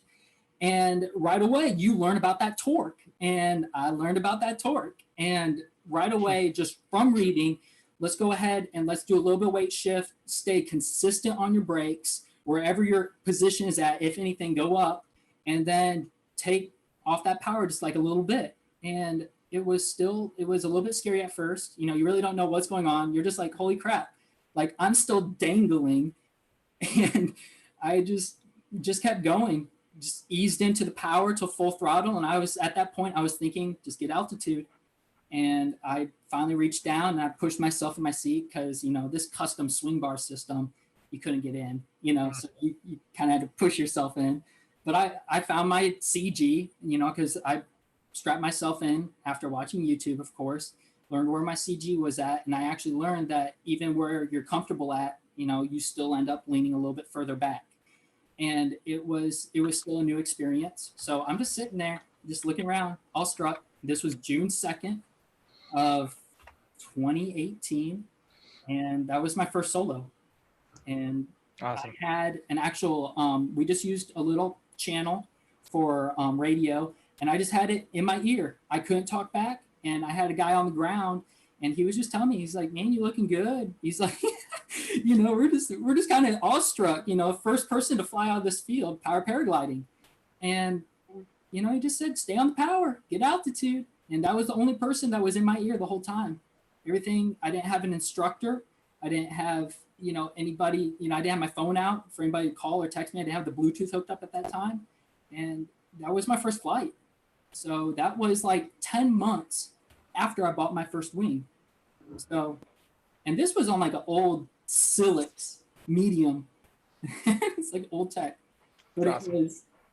it was, I still got a smile thinking about it. Awesome. I mean, I You've would been not- flying ever since. You've been doing good. You've been Yeah, picking up doing more good. things, right? Let me Was ask that- you a question. Hey, Dave, let me interrupt If you you real got- quick. I'm sorry, man. I'm sorry. We're hot tonight. Listen, Sandor with a $20 donation. Sandor, Awesome, thank you. Thank Sandor. you. Kevin answered back. Kevin Smith with a $30 donation. So you guys are rocking it tonight, guys. These are going to Resurgence, guys. That 20 in 2020. We're well on our way. Keep it up. Keep it up, guys. And Trike Flyer with a $25 donation. Thank you, Dave. I don't know So who that Trike Nebraska Flyer guy is. Paramotor- Nebraska Paramotor has stated that they will match the biggest donation of the night after the $150 donation. Oh, I Wow. missed that. Yeah. Keep going, Oh, guys. man. Keep going. Nebraska, you rock. All for You Resurgence. absolutely rock. Awesome. And that's cool. That's awesome. So Very- I have a very Guys, question. if you haven't already, go to Nebraska Paramotor's page, YouTube channel, and subscribe. I haven't seen it before, but I'm checking it out right now. Yeah, hey, Nebraska, I know you're listening. Go ahead and put that up in the chat. Go ahead and put Leave your link avatar your tab. information. And matter of fact, anybody that is donating tonight, anybody that has done a donation, you're more than welcome to put your YouTube channel up if you have one. Absolutely. Nicole? So I have a question, Phil. You said that you did a lot of kiting. Like you bought the wing, you're watching YouTube, you've done a lot of kiting, but did you have anyone watching your technique or coaching you at all? It didn't have to be an instructor, but just anyone. Answer to your question is no. I would go out with my buddies, same one that we bought my wing with, every once in a while. And of course, you know, he doesn't know what we're looking at. I really don't know what we're looking at when we first started doing it. And we're just kind of like, man, that's cool. Like we got it up, you know, it's overhead. Like, let's see if we can control it. Can we reach over to get the brakes? Can we control it then? No, just a lot of YouTube. If I was struggling with something, which was my reverse launches, I just go to YouTube. I just watch it, digest it, and then I just go out there and I would work with it. Yeah, it probably learned some bad techniques, but it was, like I said, this was like 9 months. Whether that means anything, this was just like after work, 1 hour on the weekends, hour plus, and this was just practicing and practicing, sweating and sweating. I mean, even for me as like 155-pound guy, I got down below 150, like 5 pounds wet. But it beat me up pretty good. But it was trying to get consistent with keeping that wing under control. How much equipment did you break in your first few flights? Equipment I broke? Yeah. I only have one prop damage on the tip, and that's the fiberglass one from Fresh Breeze. And that was in my backyard. And I got the engine away from me on my back running, just pushed me a little bit, and I couldn't keep up. And it came over top of me, and the prop hit that cage, like just damaged the cage, like just damaged prop, didn't even damage the cage or anything. But that's the only equipment damage, even to this day, that I've actually had outside of the next cage that I got, which was a streamlined aluminum hoop, and the top actually collapsed on me when I had a really bad forward launch, and I actually ended up retiring that wing. That was actually the other wing that I purchased with the trike, and that was it was an APCO rotor, and it was super smooth on glide and flying, but it was so darn heavy because it was, I gotta look back what year it was made, that even in like a 10-mile-an-hour wind, you still could not get it up. Even just trying as hard as you can with just a harness on. So I ended up just retiring that wing. I'm going to do some rapid questions to you based on exactly what I did with Ricky. Okay. Before you do that, this guy named PPG Gorilla just donated, I believe it was 25 to Resurgence PPG. And Resurgence is also in the chat right now as well. So $25 donation. PPG Gorilla. Did you see the note? Thank you, Ricky. Hey, Dave. I have got to do what Nicole does more. I have got to drink for more shows. Hair? This is a lot of her fun. Hair? You mean you're talking about doing her hair? Your hair? That's great. Oh, I could do her hair. Yeah. Hey, Your I hair. could wear her hair. My hair. What? Hey, I brushed it tonight, buddy. You did.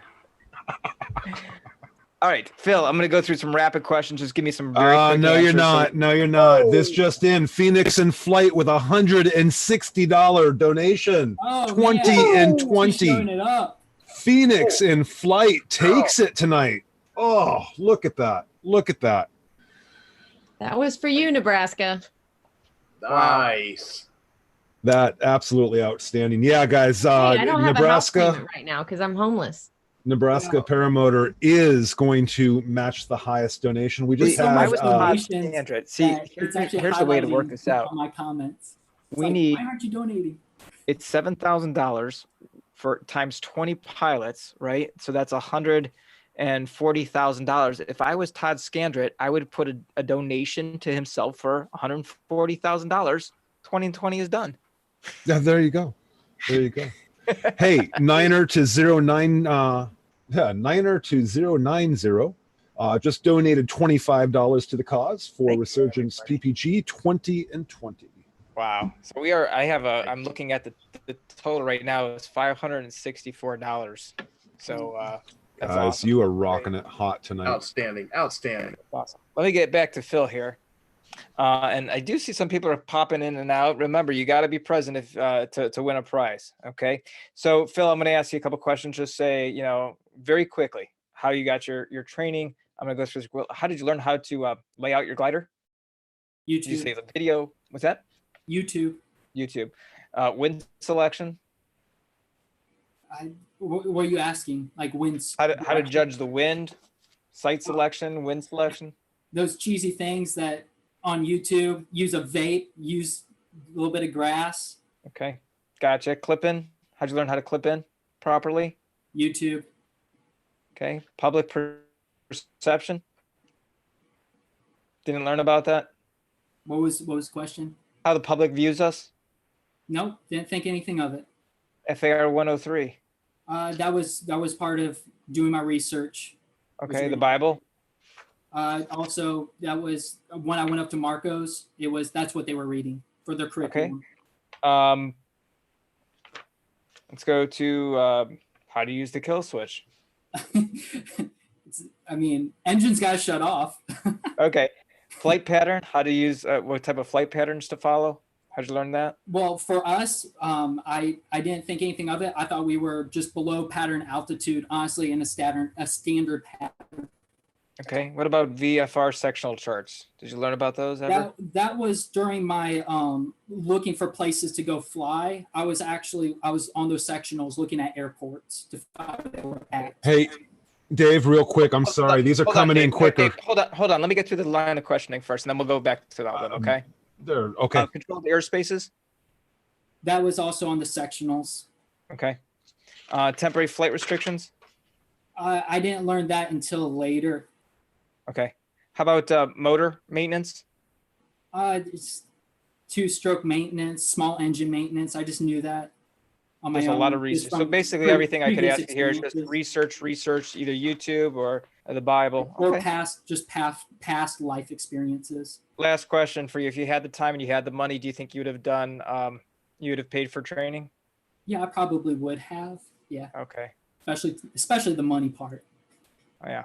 Phil, thank you so much. We're gonna get back to you in a second when we talk about the other strobe. Mr. Trike Flyer, you wanted to say something, sir. Yeah, Thank you. these things are just coming in tonight.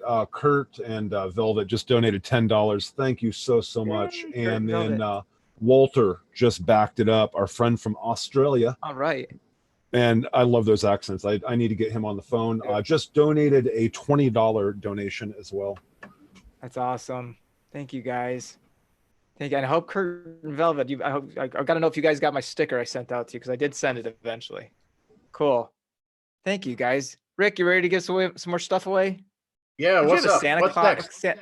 a Santa outfit you could put on? I do. And No, don't stand up. Right? We've seen you stand up. Don't stand up. Okay. I was going to say, does he need an outfit? Stuff stack. I usually take clothes off as the show goes on. I don't know what you're talking about. I know, right? How about Yeah, a we stuff sack remember from Swanee Para- flying. We got three. We're gonna do three things. We're gonna do four things. We'll do three things from Para Orange. We have a stuff sack from Para Orange. Let's do that. All right, here we go for a Para Orange stuff sack. Now that's the one that you put in your harness. It's vacuum packed in like a suck and seal bag, as we like to call it here in Florida. So it's a little tiny thing until you open it up and let the air in, and then it's a bag that you put your wing in if you have to land out. So it's an awesome thing. Here we go.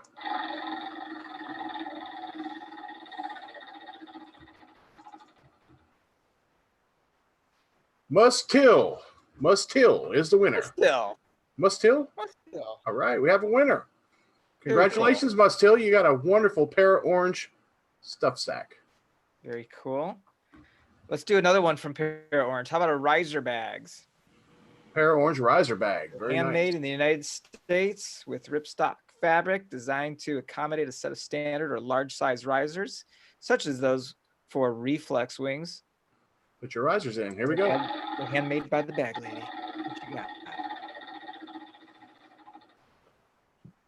There we go. Blake Pigeon. Again? No. Wait, did Blake already win? Yeah. All right. Sorry, Blake. You're out. I thought I took him out. All right, here we go again. Riser bag. Take 2.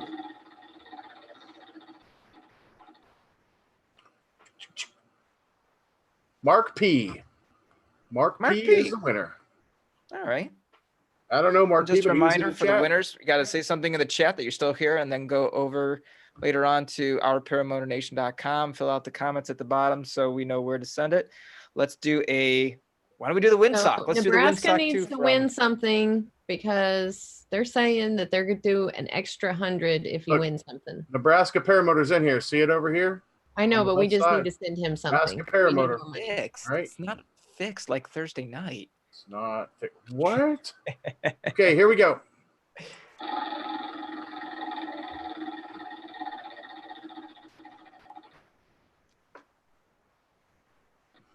Gyro Jeffro, my man. What did he win? A riser bag? Riser bag. He flies an airplane. I don't know. Maybe Gyro Jeffro will want to donate that, or maybe not. Whatever. It's up to him. Congratulations, Gyro Jeffro. He built an airplane. He built a home-built airplane called a Himax. I don't know if you guys have seen his channel, but you should check it out. He's just a good old Georgia boy that built an airplane in his garage or barn, and he flies it out of a little narrow field. Good guy, man. Good videos. So does he have any use at all, Rick? You know him. Does he have any use for the I really don't think he does. All right, tell you what. Jeffro, if you're in the chat, I'll tell you what. Let's just do this.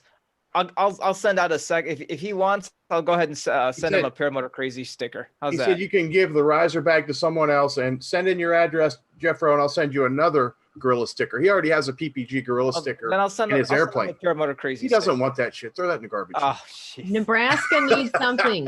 We need another $100. Come on. Jeffro, I'll send the you wheel something again for for riser bag. man. Here we go. This is for the riser bag again. What happened? All right, here we go. Like Christmas morning, all these things given away. Is Anthony even in here? No, he's not in the chat. Never mind. He's out. Hey, real quick, tell you what I'm going to do. You guys know how rare Phoenix and Flight and Trike Flyer shirts and things like that are. Here's what I'm going to do. I've got a Trike Flyer hat, black on gold or gold on black. I'm going to go ahead and throw this into the pot. Let's go ahead and auction this thing off tonight. All right, you ready for the hat giveaway? We can do. Whoop! There goes the hat. Well, I think the hat's out. Right, Craig? You guys remember I told you I put some of the names of the people that are usually in the chat in there ahead of time, and I was going to take them out. I've been too busy putting new names in to take them out. This is fixed. Okay, here we go. Are we doing the riser bag still? We still have a riser bag, and Trike Flyer is giving away a hat. So all right, so we got to do it twice. Okay, here we go for the riser bag. We're gonna be here till midnight. It's all right. It's all family. I just lost the hat. I have no idea where it went. John is the winner. John who? I don't know. That's what the name was in the chat. John. Okay, John, you're the winner. John, if you're still in the chat, just make a comment, and then so we know you're there. Otherwise, we're gonna have to spin the riser bag for the 5th time. All right, let's do Dave's hat. Nick Griffith says his name is not in there, but I think it really is. I'm pretty sure I put it in there. Okay, we'll remove John. Trike Flyer hat. Here we go. Dan Jacobson, we will be getting to you here, sir. Craig Flyer's hat. John's here. Awesome. Clint Shamalis. He won already. Did he win already? Oh, my I thought I took goodness. him out. All right, I'll remove him again. Dave, I told you should have done this. Hey, watch it. I told you guys I was drinking. Bill Herman. Bill Herman. Hey, Herman. I know who Bill is. Tell you what, Bill, I'll bring it on down to Louisiana and hand deliver the Tri-Flyer hat. Fantastic. Thank you. All right. We've got a couple more prizes to give away, but first we're going to hear from Dan Jacobs. Dan Jacobs, how are you, sir? Doing well. Thanks for having me, guys. Thanks for staying awake. So tell us how you got into this, how you started your training, because I think you've got a unique story as well that kind of ties together with the theme going on here. Go ahead. Right. Yeah. It was December 2014. I was on vacation with my wife in Florida, and she wanted to go up behind one of those parasail boat tourist deals. I really didn't want to do it at all, but I was a good sport and I did it, and I thought it was great. And I was on the balcony at my hotel having some drinks after I was all done, and here comes a sail flying by the hotel, and there was no boat. This guy had a fan on his back. I thought, wow, I have never seen anything like that before. I will do that. Mm-hmm. So I went and looked into the price of the gear and whatnot at that time, and it was really out of the picture. So kind of put it on the back burner after that. So it was spring 2016. I was on Craigslist and I was at work. I probably wasn't supposed to be doing that, but that's what I was doing. And here comes something popped up on there. I don't think anybody else in my area even knew what it was. He couldn't hardly sell it. The guy moved up here from Florida. So I called him and I made a deal. It was a Fresh Breeze Simonini and Ozone Indy medium wing, older equipment, but real low hours. So I thought, all right, great. Looks like really good stuff. So I've got my equipment. And so now I need to find training. So I started calling around to different instructors, and I found out at that point that I'd bought equipment that wasn't terribly popular in the paramotoring community. A lot of instructors told me, I won't train you on that equipment. Other guys said, one guy actually said that stuff wouldn't be worth it if it was free. He told me that. I thought, well, crap, now I'm stuck. So I thought, well, they still make this stuff. Who sells this stuff? I'll see if they'll train me. And I ran across Flight Junkies. So I called Kurt and called me right back. And after I got done talking to him, I got the whole sales pitch. And, at that point I found out, wow, I didn't just buy good equipment. I bought the best equipment that's available. I felt really good about my purchase after that point. And so I didn't buy anything from him. And he said, yeah, well, I used to train guys for free, but, it just got to be too many people taking advantage of that. And now I charge $1,000 for training. Then he says, well, sometimes I'll barter stuff for training. So we worked out a deal and I was on my way down to Flight Junkies. What time was that? That was in Newton Falls, correct?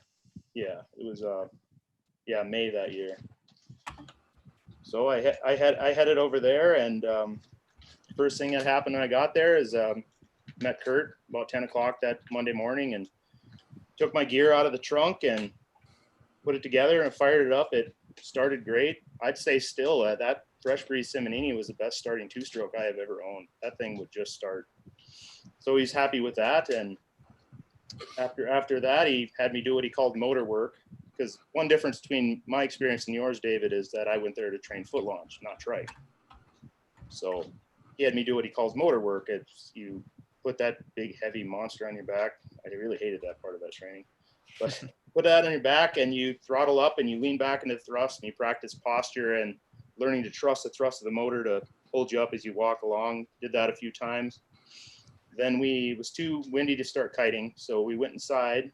And the first thing he wanted to show me was that risk and reward video that I've heard everybody seems to have seen. I thought, well, that's kind of strange. It's like, Kurt, isn't this a USPPA video? It's like, you don't like those guys, right? And he's like, well, yeah, but it's still good information. And we kind of left it at that. So we watched the video. After that, went down to the kitchen table in the clubhouse. It's probably a 2-hour lecture. What he calls ground school is about 2 hours sitting there at the kitchen table. And the stuff I can remember that he covered was posture, sight selection, choosing big fields when you first start out, torque twist avoidance, which is pretty important with those soft J bars on that machine, and what time of day to fly. And that was about 2 hours. After that, it was still too windy. He said, come back 10 o'clock tomorrow morning. I thought maybe we should start earlier. There's got to be something else we can do. But he said, no, we're going to do kiting tomorrow. And that early in the morning, there's not going to be enough wind. There won't be anything to do. So I came back the next morning and we started kiting. It was probably 3-4 hours he spent with me, hands on, you know, I'd straighten out the wing, go off the side. I'd mess it up. And kiting was not something I picked up intuitively at all. It's one of the most. Yeah, let me ask you a quick question. Was there other students there with you at the time, or is it just you? It was just me. I was his first student of the year. Okay. So the grass was still tall, and he was out there cutting it when I first got there. He actually called me when I halfway had driven there and said, "Hey, we really got to reschedule this because the grass is like knee tall. We've had record rain." And I'm like, "Dude, I'm in Chicago. Like, I'm halfway there."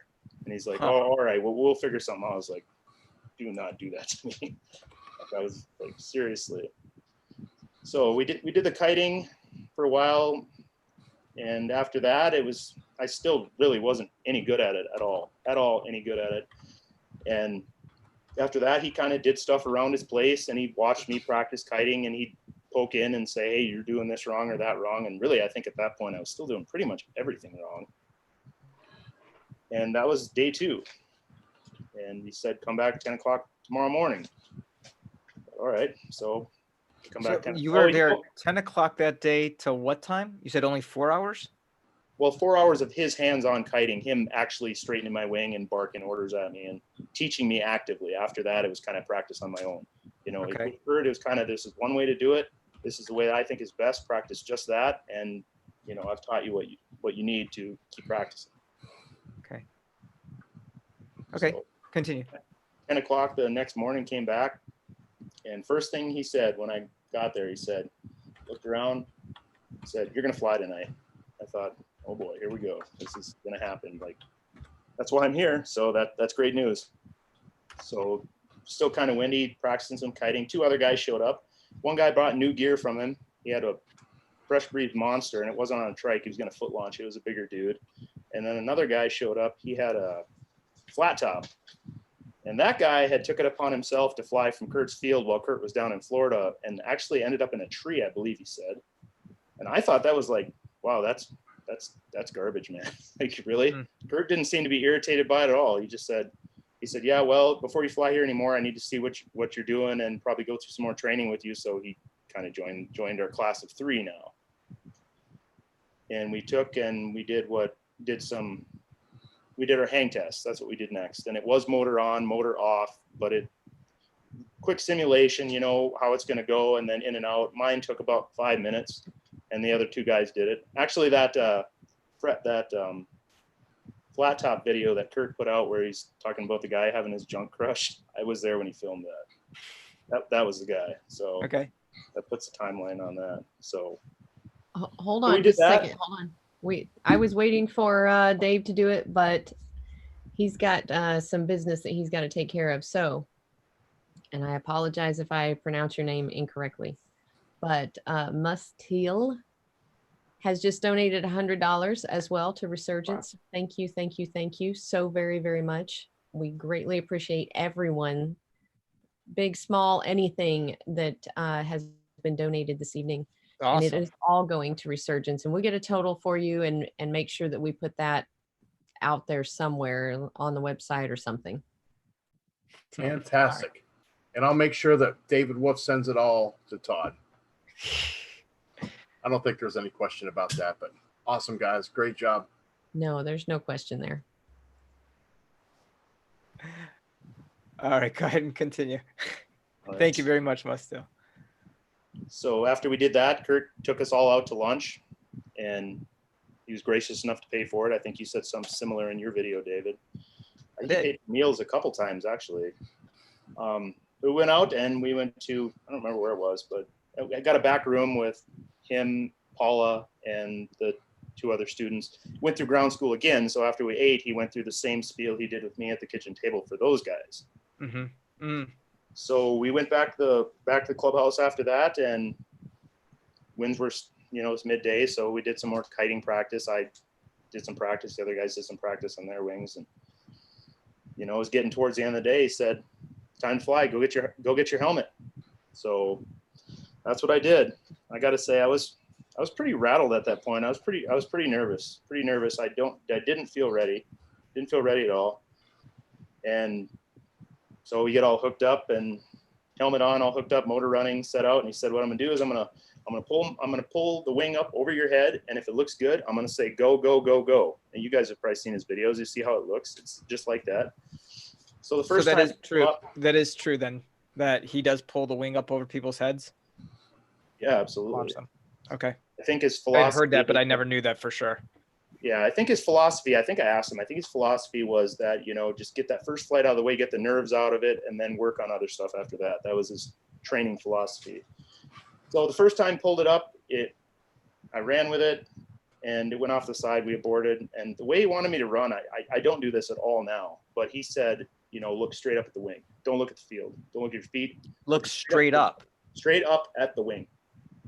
Okay. So you're not looking at where you're going at all? Not at all. He said when you're starting out, he said you're going to look at the wing. That's going to put you in proper posture, and that's why you're doing it. But it felt really unnatural to me, really unnatural. But you know, I was trying to do what he said. Can I ask everybody, or just everybody doesn't have to, but I was taught that if I look straight up, it's going to affect my balance inside of my brain, and that you're supposed to look at your wing tips. Has anybody heard that or heard differently? Yes, you're supposed to look at your wing tips if you're going to look at the wing at all. But I mean, generally, you should be able to develop enough feel that you don't have to look at your wing.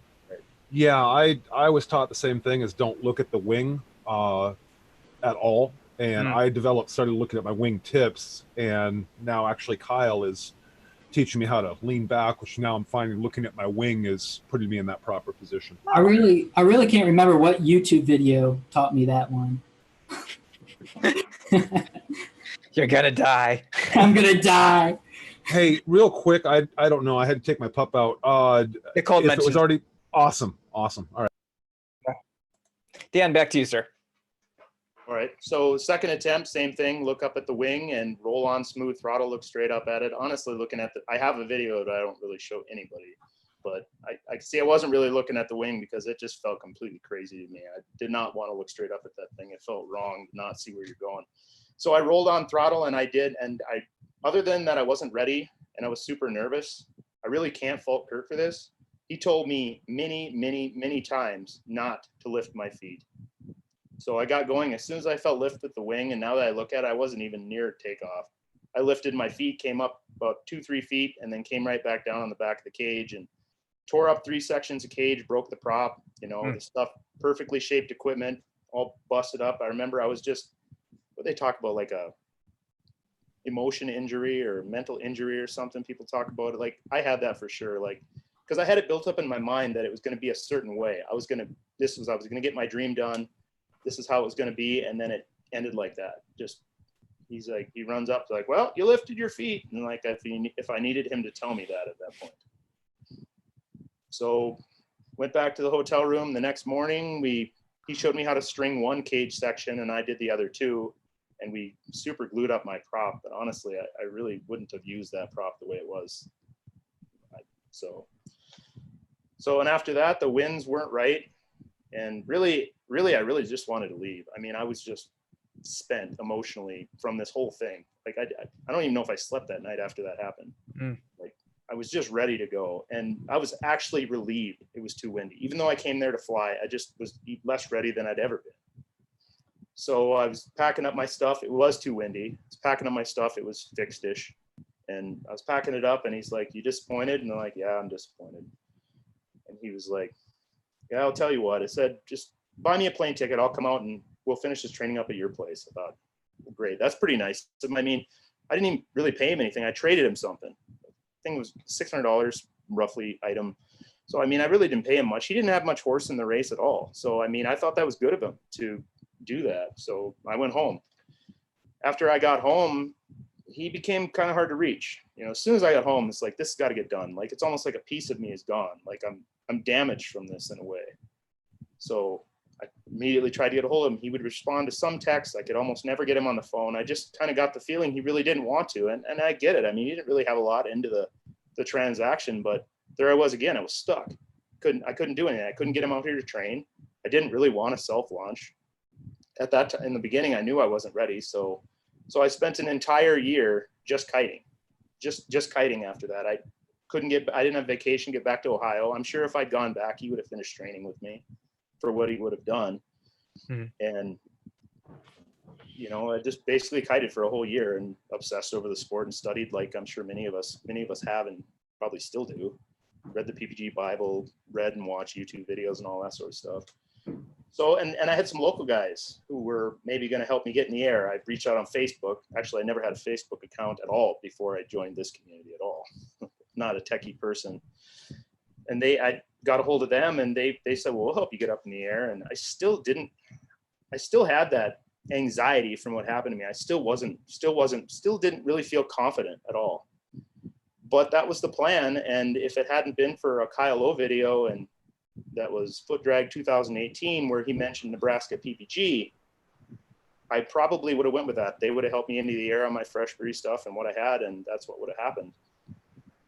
But I reached out to Josh, and you know, I know you meet people and you know you click with them, and I really felt that way with Josh. You know, I was thrilled, and he was really cool about it. He said, hey, he's like, hey, if you can show me you really know how to kite, I mean, that saves time, that saves me, you know, I'll cut you a little deal on training.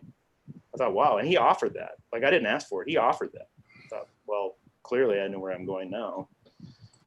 So I went to train with Josh, and training in Nebraska was much different. It was very structured. It was very structured. And, you know, we started early in the morning. You know, I showed him I could kite, and, you know, I could kite, but he ironed out a few things that I thought I had figured out that I really didn't. And, you know, that, like, he had a syllabus, like a structured syllabus with, you've seen syllabus, all the questions and stuff. And I said, well, I kind of know most of this stuff. He's like, well, I want to go through it anyway. And he did. And we went right down the line. And some of that stuff I really thought I knew. After we went through the training with it, I didn't know it as well as I thought I did. So I got a lot out of that. One key difference I would say between Flight Junkies and Nebraska PPG, at least for me, that was huge, was towing. Up until I was with Josh for 4 or 5 days before we went up and did towing, and I was still nervous. I still had kind of that injury from what happened at Flight Junkies, even a year and a half later. But as soon as we towed, we did that 3 or 4 times. He's like, you want to go again? I was like, yeah, that's awesome. I'd do that. He's like, it only gets better from here. He's like, you think I'm ready? It's like, I think you're ready. If you feel ready, let's do it. And I was like, and at the point I was charged up with confidence, and I was like, let's do it. Had my first flight, and that was incredible. I remember when I landed, all I wanted to do was give him a hug. It was so awesome. It was everything I thought it would be. And, you know, being as I lifted my legs like that at Flight Junkies, I mean, I lost trust in myself. So I thought, shit, sorry, did I swear? Shoot. If I self-launch myself, when I get in the air, that's a $10 donation, by the way. Of course. So, I mean, if I launch myself, how do I know I'm not just going to freak out when I'm in the air? I mean, these local guys aren't trainers. They're experienced, but they're not trainers. So that's why I never did it. But I wanted in the air so badly that whole year. I kited so much that I didn't look at the wing at all anymore. I could tell by what the risers were doing. I knew what was going on up there. You know, after you've done it enough, it becomes almost like, I compare it sort of like handing your dad a video game controller, and he's looking all over the place, and you pick it up and it's so intuitive, and it's kind of like muscle memory. You do things you don't really even think about that you do when you practice, like kiting. But anyway, the rest is history. What do you got for me, David? I actually have 3 things if I can. Go ahead. We got Must Till answered with another $49.99. Sarah Ehlers answered with a $25 donation, and we just got a $50 donation from John. Guys, thank you. And John mentioned that we didn't recognize him, but he's been here for every show. John, I'm sorry, man. You need a crazy name, like I told you, like us. something we can remember. But we appreciate you, man. Thanks for being here. Thanks for your donation. Actually, Nebraska Paramotor just did another $10 donation. Guys, you guys are, man. So that I'll tell you what. donation Thank was you. for Dan. So that's the donation. Oh, that's a $10 swear Paid my donation. bill. Oh, I see. Well, I can't do it. Not off Covered, the huh? So Dan, you heard me go through these questions on the syllabus here with Rick and Phil. Mhm. When I went through this, and I'm assuming because both schools, Nebraska and FlyMy, are both Aviator Alliance schools, right? Mhm. That is there anything on here that when I read these to Ricky and to Phil, is there anything on here that you say, no, I didn't cover that, or everything was covered? Definitely not. with I'm you? ready for him if you want to ask him. Oh, it wasn't covered. Oh, it was covered. Okay. Did you learn how to unpack and lay out your glider? Yes. Yes? Yes. Okay. Did you learn about wind and sight selection? Yes. Did you learn about glider anatomy? Yes. Did you learn about fundamentals of an effective launch? Yes. Did you learn how to clip in? Yes. Did you learn reverse inflation? Yes. Public perception? Yes. Did you learn about FAR 103? Yes. Even though I already felt I knew most of that stuff, he still wanted to go through all that stuff. Okay. Did you learn about how to fly at a public and private airport? Yes.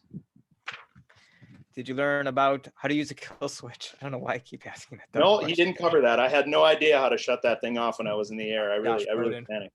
Josh. You learn about flight patterns. Yes. All right. Loss of communication. If you lost communication while you were flying with your instructor. Yes. Did Kurt cover that? No. Okay. With Josh, did you do a motor simulation? Yes. Okay. You said you already told me you did towing exercise. Did you learn about airspace? Yes. VFR sectional charts? Yep. Controlled airspaces and uncontrolled airspace? Yep. Temporary flight restrictions? Yes. Did you learn about motor anatomy and how to take care of your motor? Yes. Did you learn about thunderstorms, downdrafts, and microbursts? Yeah, I did. I had a lot of questions about that one. Okay. So I don't think you really answered no to anything. So you learned everything from this. Okay. It was a syllabus, probably similar to the one that they have. Your impressions of both schools. This will be the last question I think I have for you. And then if there's any questions from the chat for any of our guests, we can open them up.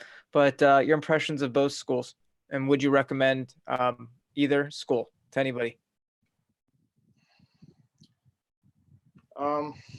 Well, I would say kind of like what you said. I mean, there's a best school for everybody. I mean, Kurt provides a service, and now, especially now it's out there, I mean, you really know what you get, and it might not be wrong for everybody, you know. Mm-hmm. For me, I would say that I did much better at Nebraska PPG. All that depth is something that I definitely wanted. I would have probably been better off spending the money right from the get-go. Okay. Did I answer that well enough? I agree with you. There's a place for everybody. I think one of the things that I said in the video that I came out with was, training to one person, maybe training to a different person. You may have a perception of what am I going to learn here? And then the other person says, this is what you're really going to learn. Okay. So it's different. So like I said earlier tonight, I really appreciate that Kurt did put out that video and said to everybody, this is what you will get. And this is what your expectation should be when you come to Flight Junkies. So did you have a chance to look at that, Josh? Dan? Oh yeah, I seen the video. Okay. I mean, did you feel that was pretty accurate, what he said? Yeah, I didn't feel it was inaccurate. I kind of thought it was probably a rebuttal to the questions that you've raised. That's what it felt like to me. Okay. That's what I thought too. Yeah. All right. Well, I would add one more thing. I mean, as far as me and Kurt, I have no hard feelings towards Kurt. I, in truth, enjoyed hanging out with him. I like the guy. You know, I had a good time hanging out with him. He was an entertaining guy. I had no hard feelings at all. So, I mean, I would just throw that out there. is what it is. What it is. It didn't work out for me, but you know, it depends on who you are. Yeah, I feel the same way. I had no hard feelings either. I know he was not happy. I've heard this from a very close friend of mine who was up with him after I had gone and trained to fly my PPG. He had said some not so nice things about me.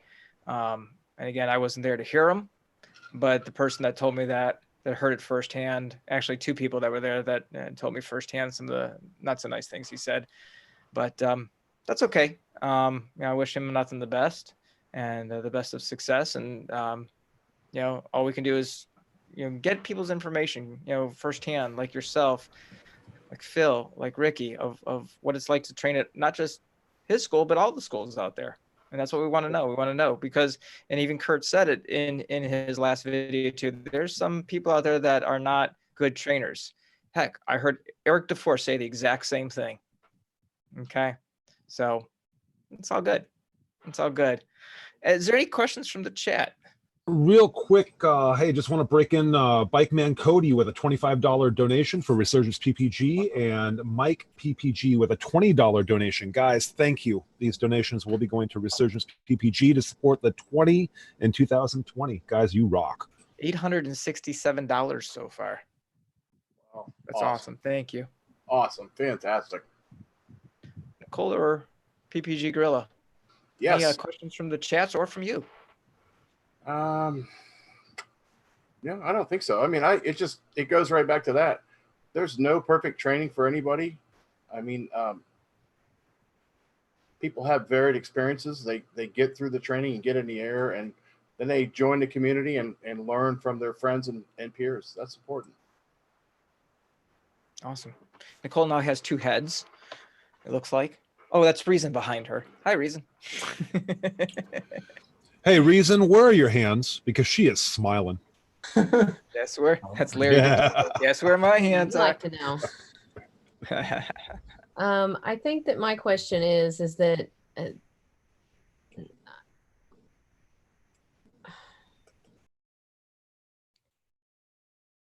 I had a lot of the same experiences actually that you did, Dan, about like pulling my feet up, you know, not what are you doing? Rick, you're sharing your screen, dude. Oh, sorry. You know, pulling my feet up, not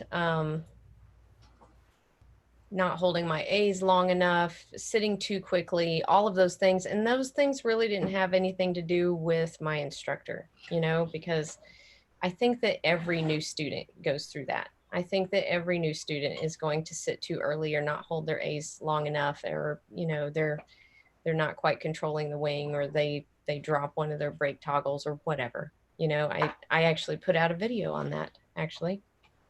That we all want to do the right thing, and we all want to be just this perfect student or whatever for our instructor. But there are ways for our instructors to put us in the best place to learn, right? And to make it a little bit easier on us. And I think that that's exactly what the USPPA was trying to do. Just trying to come up with hey, these are the things that we think that every single pilot needs to know, because we fly at the mercy of the people.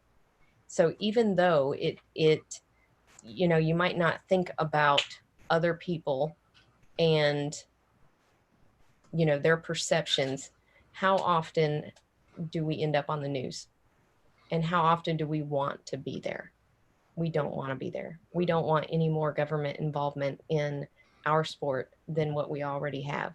I mean, we have a page and a half in a little book that's this thick, you know, that's all we need. So I think that that is what the purpose of the USPPA is. It's not to regulate us further. It's to provide us with the things that, hey, we think that you need to learn these things so that you can be safe and good citizens and good stewards of the sport. And I think that that's the point. I mean, I know that there's membership dues, there's all these other things that you know, some people really don't like, and I get that. And as long as you're learning, as long as you are being that good citizen and that good steward, I think that that makes it, you know, that's fine. You don't have to be a member, and you don't have to be an instructor that's also a member, you know, licensed through the USPPA. But as long as you are actually learning the information and utilizing the information. And I know that for me, to go back to what you said, Phil, about kiting by yourself and all those things, I had an incredible instructor. I did. I still do. Yeah, And me too. I thought that I was really awesome at kiting. I really did. I had a lot, and I've told this story before a lot. I thought that I was just jam up until I went to Utah. And about the first 5 minutes, I pulled out my wing with around a bunch of paragliders, you know, free flight people. And I got schooled so damn hard, I can't even tell you. So made me a better pilot. I will stand true to this 100%, that I do feel like free flight pilots are better pilots than paramotor pilots, because they have to be. There's no go arounds. So learning to free fly was an incredible experience for me, and I couldn't have imagined doing it without an instructor. So that's really all I got to say about that. I'm gonna say one more thing too, and Dan and Ricky, I'd like to know how your thoughts about this too. You know, the thing, I mean, I love my flying, love it, but I also love going to fly-ins and the community that's involved. And someone said that earlier tonight. And one thing I really believe, it's not an us group versus everybody else group. It's an everyone. And I know Alligator Ricky got to see that when he came out to Swanee fly-in as well. And I really felt that, you know, that it was us, and we're the one place they didn't want you to find out about. They didn't want you to know about free training. And it really made it feel that way. And, you know, I understand this is a business too. I get it. I'm in sales. Okay. I want to show and prove everybody why mine's the best product that I have, that I sell, and that why my service is the best. But really, we're all one community, and we really need to look out for each other and make each other better. Right. Quick question. This actually came from the chat. Rick, with your hang gliding past experience, did you find that the hang gliding experience helped you with PPG? Turn your mic on. Here, hold up. There you go. Yeah, there you go. Sorry about that. Yes, it did, because when I went down there with Rick Davies with Gorilla, that was my third flight, and the air was rough up there, but I wasn't scared. I wasn't terrified, because I've experienced that before in hang gliding, and that helped out a lot, you know, because somebody being new and never have been up there, and you hit that bumpy air, and then you're like, man, am I gonna die? Or, you know, I mean, it gets rough. It gets kind of scary.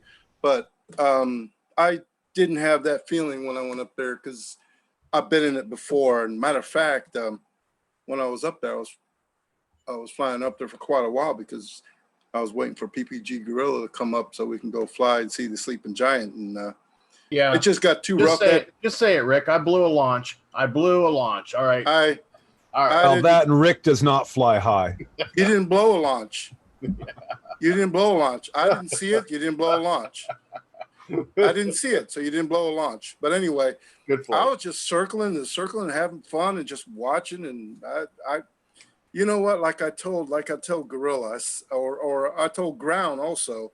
I said, you know what? Even if I don't get to fly when I come down here, I know it's a long drive, but just being around Rick and his dad, and now Partha and Brian and Carl and all them, that, you know, just to be around them and just talking and learning from each other and just asking questions while you're right there. Because I'm always going to see myself as always learning. I'm never going to stop learning doing this. I'm never going to say I know everything ever, because I can always learn. Keep on learning. Yeah, that's what it's all about. And what it's all about. And I just want to say, Gorilla,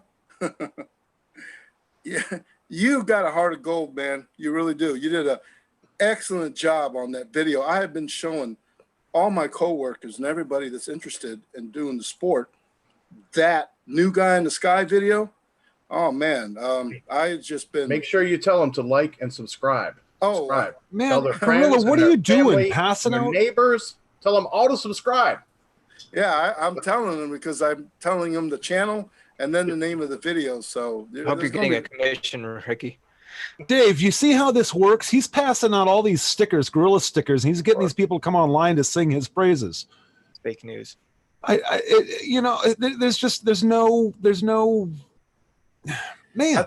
I think Gorilla's got me. He hasn't put a video up yet, but I think he's got me where I'm like kind of like hosting one of his videos. He's like, he told me I should have just put the sticker here and leave this here during the show. I said no, it's not going to happen. Hey, all right. Thank you very much. Let's do this. Let's give away the last couple things here, shall we? Right. You ready? Let's start off with this amazing high gloss, multicolored, because this one only is black and white. Who cares about that? Multicolored Paramotor Crazy sticker. Who's the loser? I mean, winner of this. I have one of those on my Paracamper. I wear that. I displayed that proudly. All right. It's not too late. Here we go. You ready? Yes. Hope those people are still here.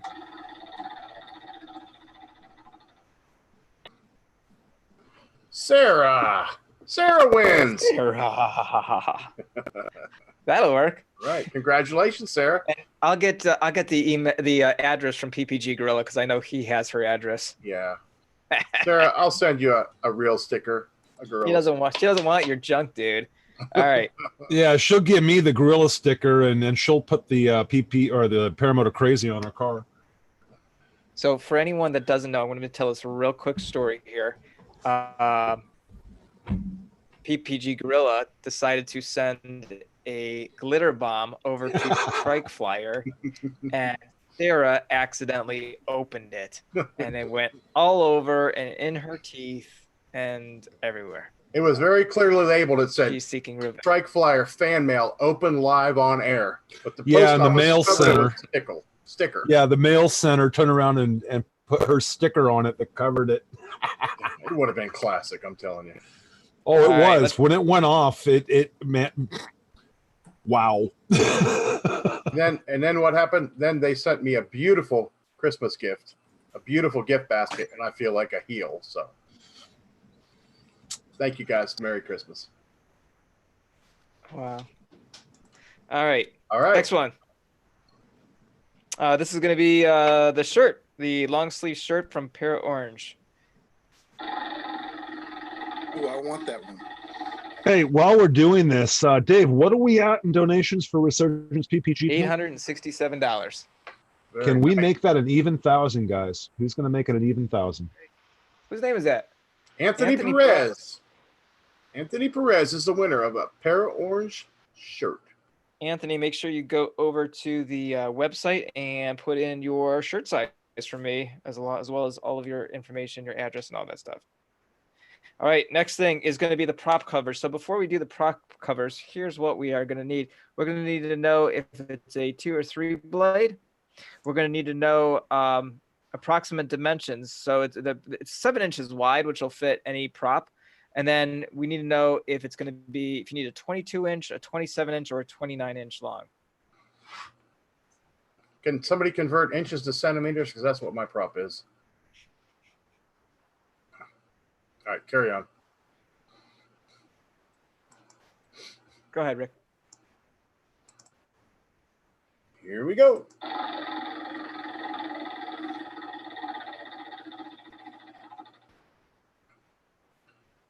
God darn it. But I took him out already.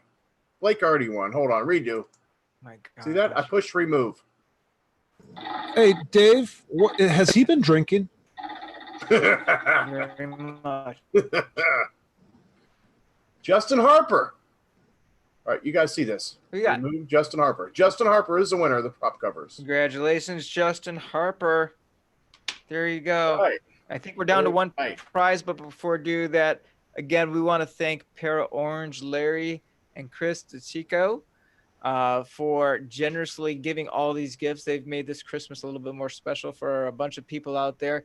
Please make sure, like all of our sponsors, that you go onto the Our Paramotor Nation website, check them out, give them a little business. They do some great stuff, and they're the sweetest people in the world. Well, Chris is. Larry's okay. All right, last prize. Phil Brown, we're taking it back to you. A lot of people haven't had. I'm sorry. A lot of people haven't had the opportunity to meet Larry and Chris like we have, but they are really, really sweet, amazing people. Very happy to call them friends. Yeah. Yes. I agree. Phil Brown, can you tell us about this last item up for? All right. So in order to have some wingtip lights, I had to add to the original strobe. So we have that going on. But every time your strobe on your main flashes, these will flash. So it's all synced. It's similar to something that we've seen on the market coming up, but it's a little bit different. And I think somebody will like these. Oh, Phil, we're going to be talking in the after show. Absolutely. Nice. I think, David, you posted my email address that people can get in contact with me if they're interested. If you go onto the description, I'm trying to see if I can find a picture of the strobe because I do have it here too. If you go into the description of the show, it will show you the Phil's email address, so you can go ahead and contact him there. All right, I can't find the picture right now. That was. Hey, Dave, what did you say the donations were at? $1,000. That came from Nebraska Paramotor with a donation of $161, guys. Josh That's a $1,000 donation for Resurgence Thank you, PPG. Josh. Awesome. So That's awesome. They just became a sponsor of the show, apparently. No, please check out, if you're in the Nebraska area, check out Nebraska Paramotor.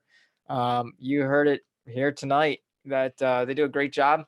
And I mean, Dan gave you his testimony and his recommendation as well. So there you go. Thanks, Josh. Fantastic. Please spin and pull Josh's name for goodness sake, Rick. Oh my gosh, yeah. All right, here we go. I hope Todd is still watching. I'm not watching the chat. I hope Standard's seeing all this.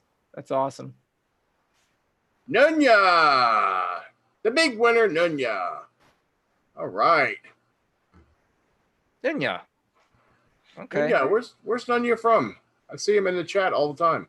Him or her? Probably him.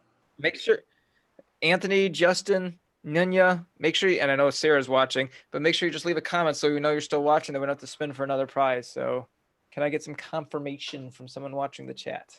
We just got another prize up for offer in the chat, guys. Did you guys see that? No, tell us. Apparently, Nebraska Paramotor is going to go ahead and offer I believe it was a PPG smoke system. Yep. What? Nebraska Paramotor just offered a PPG smoke system. He's giving it away. What? Nice. So Nunya is from Indiana. Good. Very good. Good deal. I'm glad she's Nunya's in there. Gotcha, Nunya. State. And Justin Harper's here too. Gotcha, Justin. All right. Fantastic. Thank you. How about Anthony I Perez? don't see Anthony Perez. I see Anthony Peregringo. Wait a minute. Like, man, I just got a text message here from there. There's two prizes actually, Dave. There's two. I just got a text message from Josh Bowden, and it says that he wants to give away not only a PPG smoke system, but also Lamels as well. Oh, okay, nice. The apples. So Lamels too. Why don't we do the Lamels first, and then we'll finish this thing off with the smoke system. Is that cool? That's Josh from PPG Smoke? Is that who that is? Yep. No, that's Josh Bowden from Nebraska Paramotor. Oh, I'm sorry. I didn't recognize. Yes. Yeah, I apologize. I'm clipping contributor. in and out, Awesome. and that chat is just doing some weird stuff for me. So I do apologize. Oh, this just in, guys. $201. Oh my. Squiggy Wiggins, Oh. 201. Hold on. I got to add Squiggy Wiggins to this name. Hey, there's a comment to this too. Apparently, this just in. Dave Wolf is Jeff Goen Siamese twin. Jeff Gordon's Jeff Gordon. Siamese twin. Well, go. Yeah, Yeah, you well, do kind of look like him. Yeah, he I does. do. I get it a lot. Yeah, you do. You do. People usually say you're All right. Jeff Gordon, but a lot better looking. Now I we was got like, some yeah. latecomers here. Hold on, I got to add Scott Julius. I did get a text message here from Todd Scandrett saying he really appreciates this and thank you very, very much, everyone. Wow. Yeah, awesome. Next week we're going to be doing a Martin David Kurz. Wolf All right. College fundraiser as well, so come back for that too.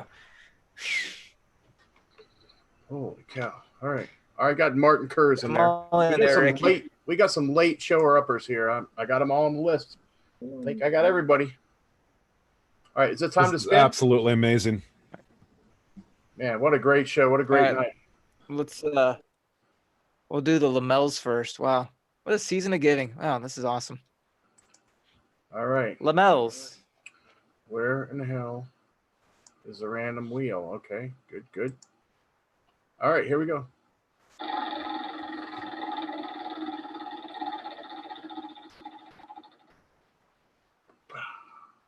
Rick Wetzel. Congratulations, Rick Wetzel. You won a set of beautiful lamels. Ooh, Bart Berry almost got it. That was close, Bart. Barberry. Go He's not easy a- on Bart. He's got a bad heart. Get him too excited. Wow. Josh, thank you again. And Josh Bowden, I'll get you the as soon as Rick and the next person put their information on the website for me, I'll forward that email over to you. I'll get your email address and forward you their information to send that out to you. Thank you so very, very much. Appreciate that. Nebraska Paramotor. All right, what's Cool. next? Where's Phil? Phil, is your trainer donating anything tonight? No. Oh yeah, he did. He did the the strobes, of course. That trainer is one heck of a guy. All right, last one, Rick. This is for the PPG smoke system. PPG Smoke. Here we go. Watch, Josh Bowden. Sebastian M. Mr. Sebastian M., you are the proud winner of a PPG Smoke system. Congrats. From our Paramotor Nation. Can I get a Fantastic. confirmation from someone watching the chat on Sebastian and Rick that they are still in and that we do not need to respin? Yeah, 40 Rick- likes, Rick 70 people Witzel and watching. I hope Sebastian M. got them both. Yeah. No, we're waiting. We need confirmation from Rick Wetzel and Sebastian M.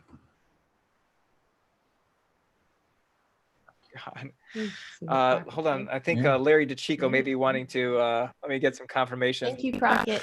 If somebody wanted to purchase a set of those lamels, how do they do that? PPG Smoke. PPG Go Smoke. to I ppgsmoke.com. believe. Yep. Rick is here. All right, Rick Wetzel's here. All right. Gotcha. Very, very cool. What a show. I don't want to see it end. What a great show. I don't want to see it end. Yeah. I'll 2 tell you and a what. quarter hours. Very nice. I mean, we've been going a while. How do you guys feel about an after show at this point? Yeah. I'm No. good. Sure, why not? Down. All right. I'm Can okay. someone, since I'm not watching the chat, so for anybody wanting to go into the show, Walter, can you hear me, Walter? You're gonna go to zoom.us, right? And then it'll ask you for a meeting ID. And if someone could type this in, I'd appreciate this into the chat. The meeting ID is 162-652-556. That's 162-652-556. I, first of all, want to wish all of you a I very don't think Sebastian's in the chat. Sebastian anymore. is not there. Oh boy. That was for the smoke system too. All right. So judges, are we respinning for the smoke system? Oh, please respin. Make sure it lands on Philip. Or alligator. Sebastian. Last chance. Comment if you're here, Sebastian M. I don't see anybody. Make the call, Rick. I don't know. Is the chat saying we should spin again, or what do you Yeah, say, chat? yeah, they're saying that we should spin again. Craig Taylor says respin. He carries a lot of weight around here. yeah, he does. All He right. does. Here we All go right, for the Craig. smoke system. I'm sorry, Sebastian. You didn't answer in time. Sorry about that. Martin Rick will send you Kurz. who? Martin Kurz. Martin. Martin Kurz. Martin Kers. Martin Kurz. Congratulations. Martin Kurz. Martin, are you here? We gotta see. We gotta get the confirmation. Reply on the chat. It's about a 30-second. Oh, I gotta pee. Looking like. Just Thank hold you, it, Rick. Dave. Just hold it. Do it for me. That was Ricky. Martin Kurz So- is here. Martin Kurz is the winner. Congratulations. All right. Martin Kurz, So- go to Okay. our Paramotor Nation and where is it? Our Paramotor Nation, and go down to the comments or contact us, Dave. Yes, at the very send- bottom of the front page. Correct. Send him your address, and Dave will personally deliver the smoke system to your house on Christmas news. morning. Fake news. Okay. I want to thank everybody for watching the show. We raised $1,200 for Resurgence PPG tonight. That's amazing. We weren't even talking about doing that. We gave a lot of gifts away. We got some great information from our guest tonight, Dan Jacobs, Ricky Wilson, and our self-trained pilot, Philip Brown, who has a daughter named Oh, that guy. So I hope everybody got some great information. Really consider how you want to be trained, where you want to be trained, what you need to be trained on before you make those decisions. As a community, we need to educate people, give them honest answers, point them in the right direction for the best fit that you would feel that they would be for, whoever that might be. Maybe they need super training. No super training. Super training. No, okay, Super training. whatever. I got one thing to say Maybe. about that. Henry Ho. No super training. Okay. Listen, everybody, Merry Christmas, Happy Hanukkah, Kwanzaa, good Kwanzaa, whatever. I don't know. It's a And, fake holiday. Not going to say Happy New Year yet because we still have one more show. We have Eric Farewell next week. We'll get a link out here shortly. Thank you so very much. Remember, if you did win something, to go to the website. You can also go ahead and purchase gear on the website, our Paramotor Nation shirts.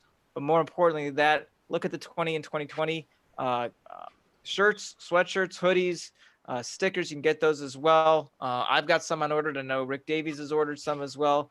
We really want to make it a successful fundraiser for Resurgence and get some of the disabled veterans up in the air. They deserve it. All right, guys. Anything else from our co-hosts? Yeah, actually, I got something, guys. Make sure that you guys are absolutely going over to YouTube. Of course, you're already here. Subscribe to Nicole Phoenix in Flight. Be sure you guys are subscribing to PPG Gorilla. And of course, you guys are already on the Paramotor Crazy channel right now. But if you're not subscribed, please smash that subscribe button. And of course, myself, Trike Flyer. Guys, make sure you're hitting those notifications. We're trying to put content out, and this is what we do. So please support us all. Merry Christmas, everyone. Merry Christmas. Merry Christmas. All right, guys. Thanks so much. We're going to end the stream here. I see we already got people joining us for after the show. You're all welcome to. Thanks again, guys. Have a great night and have a wonderful holiday with your family. Stay safe. Thanks, guys. See y'all.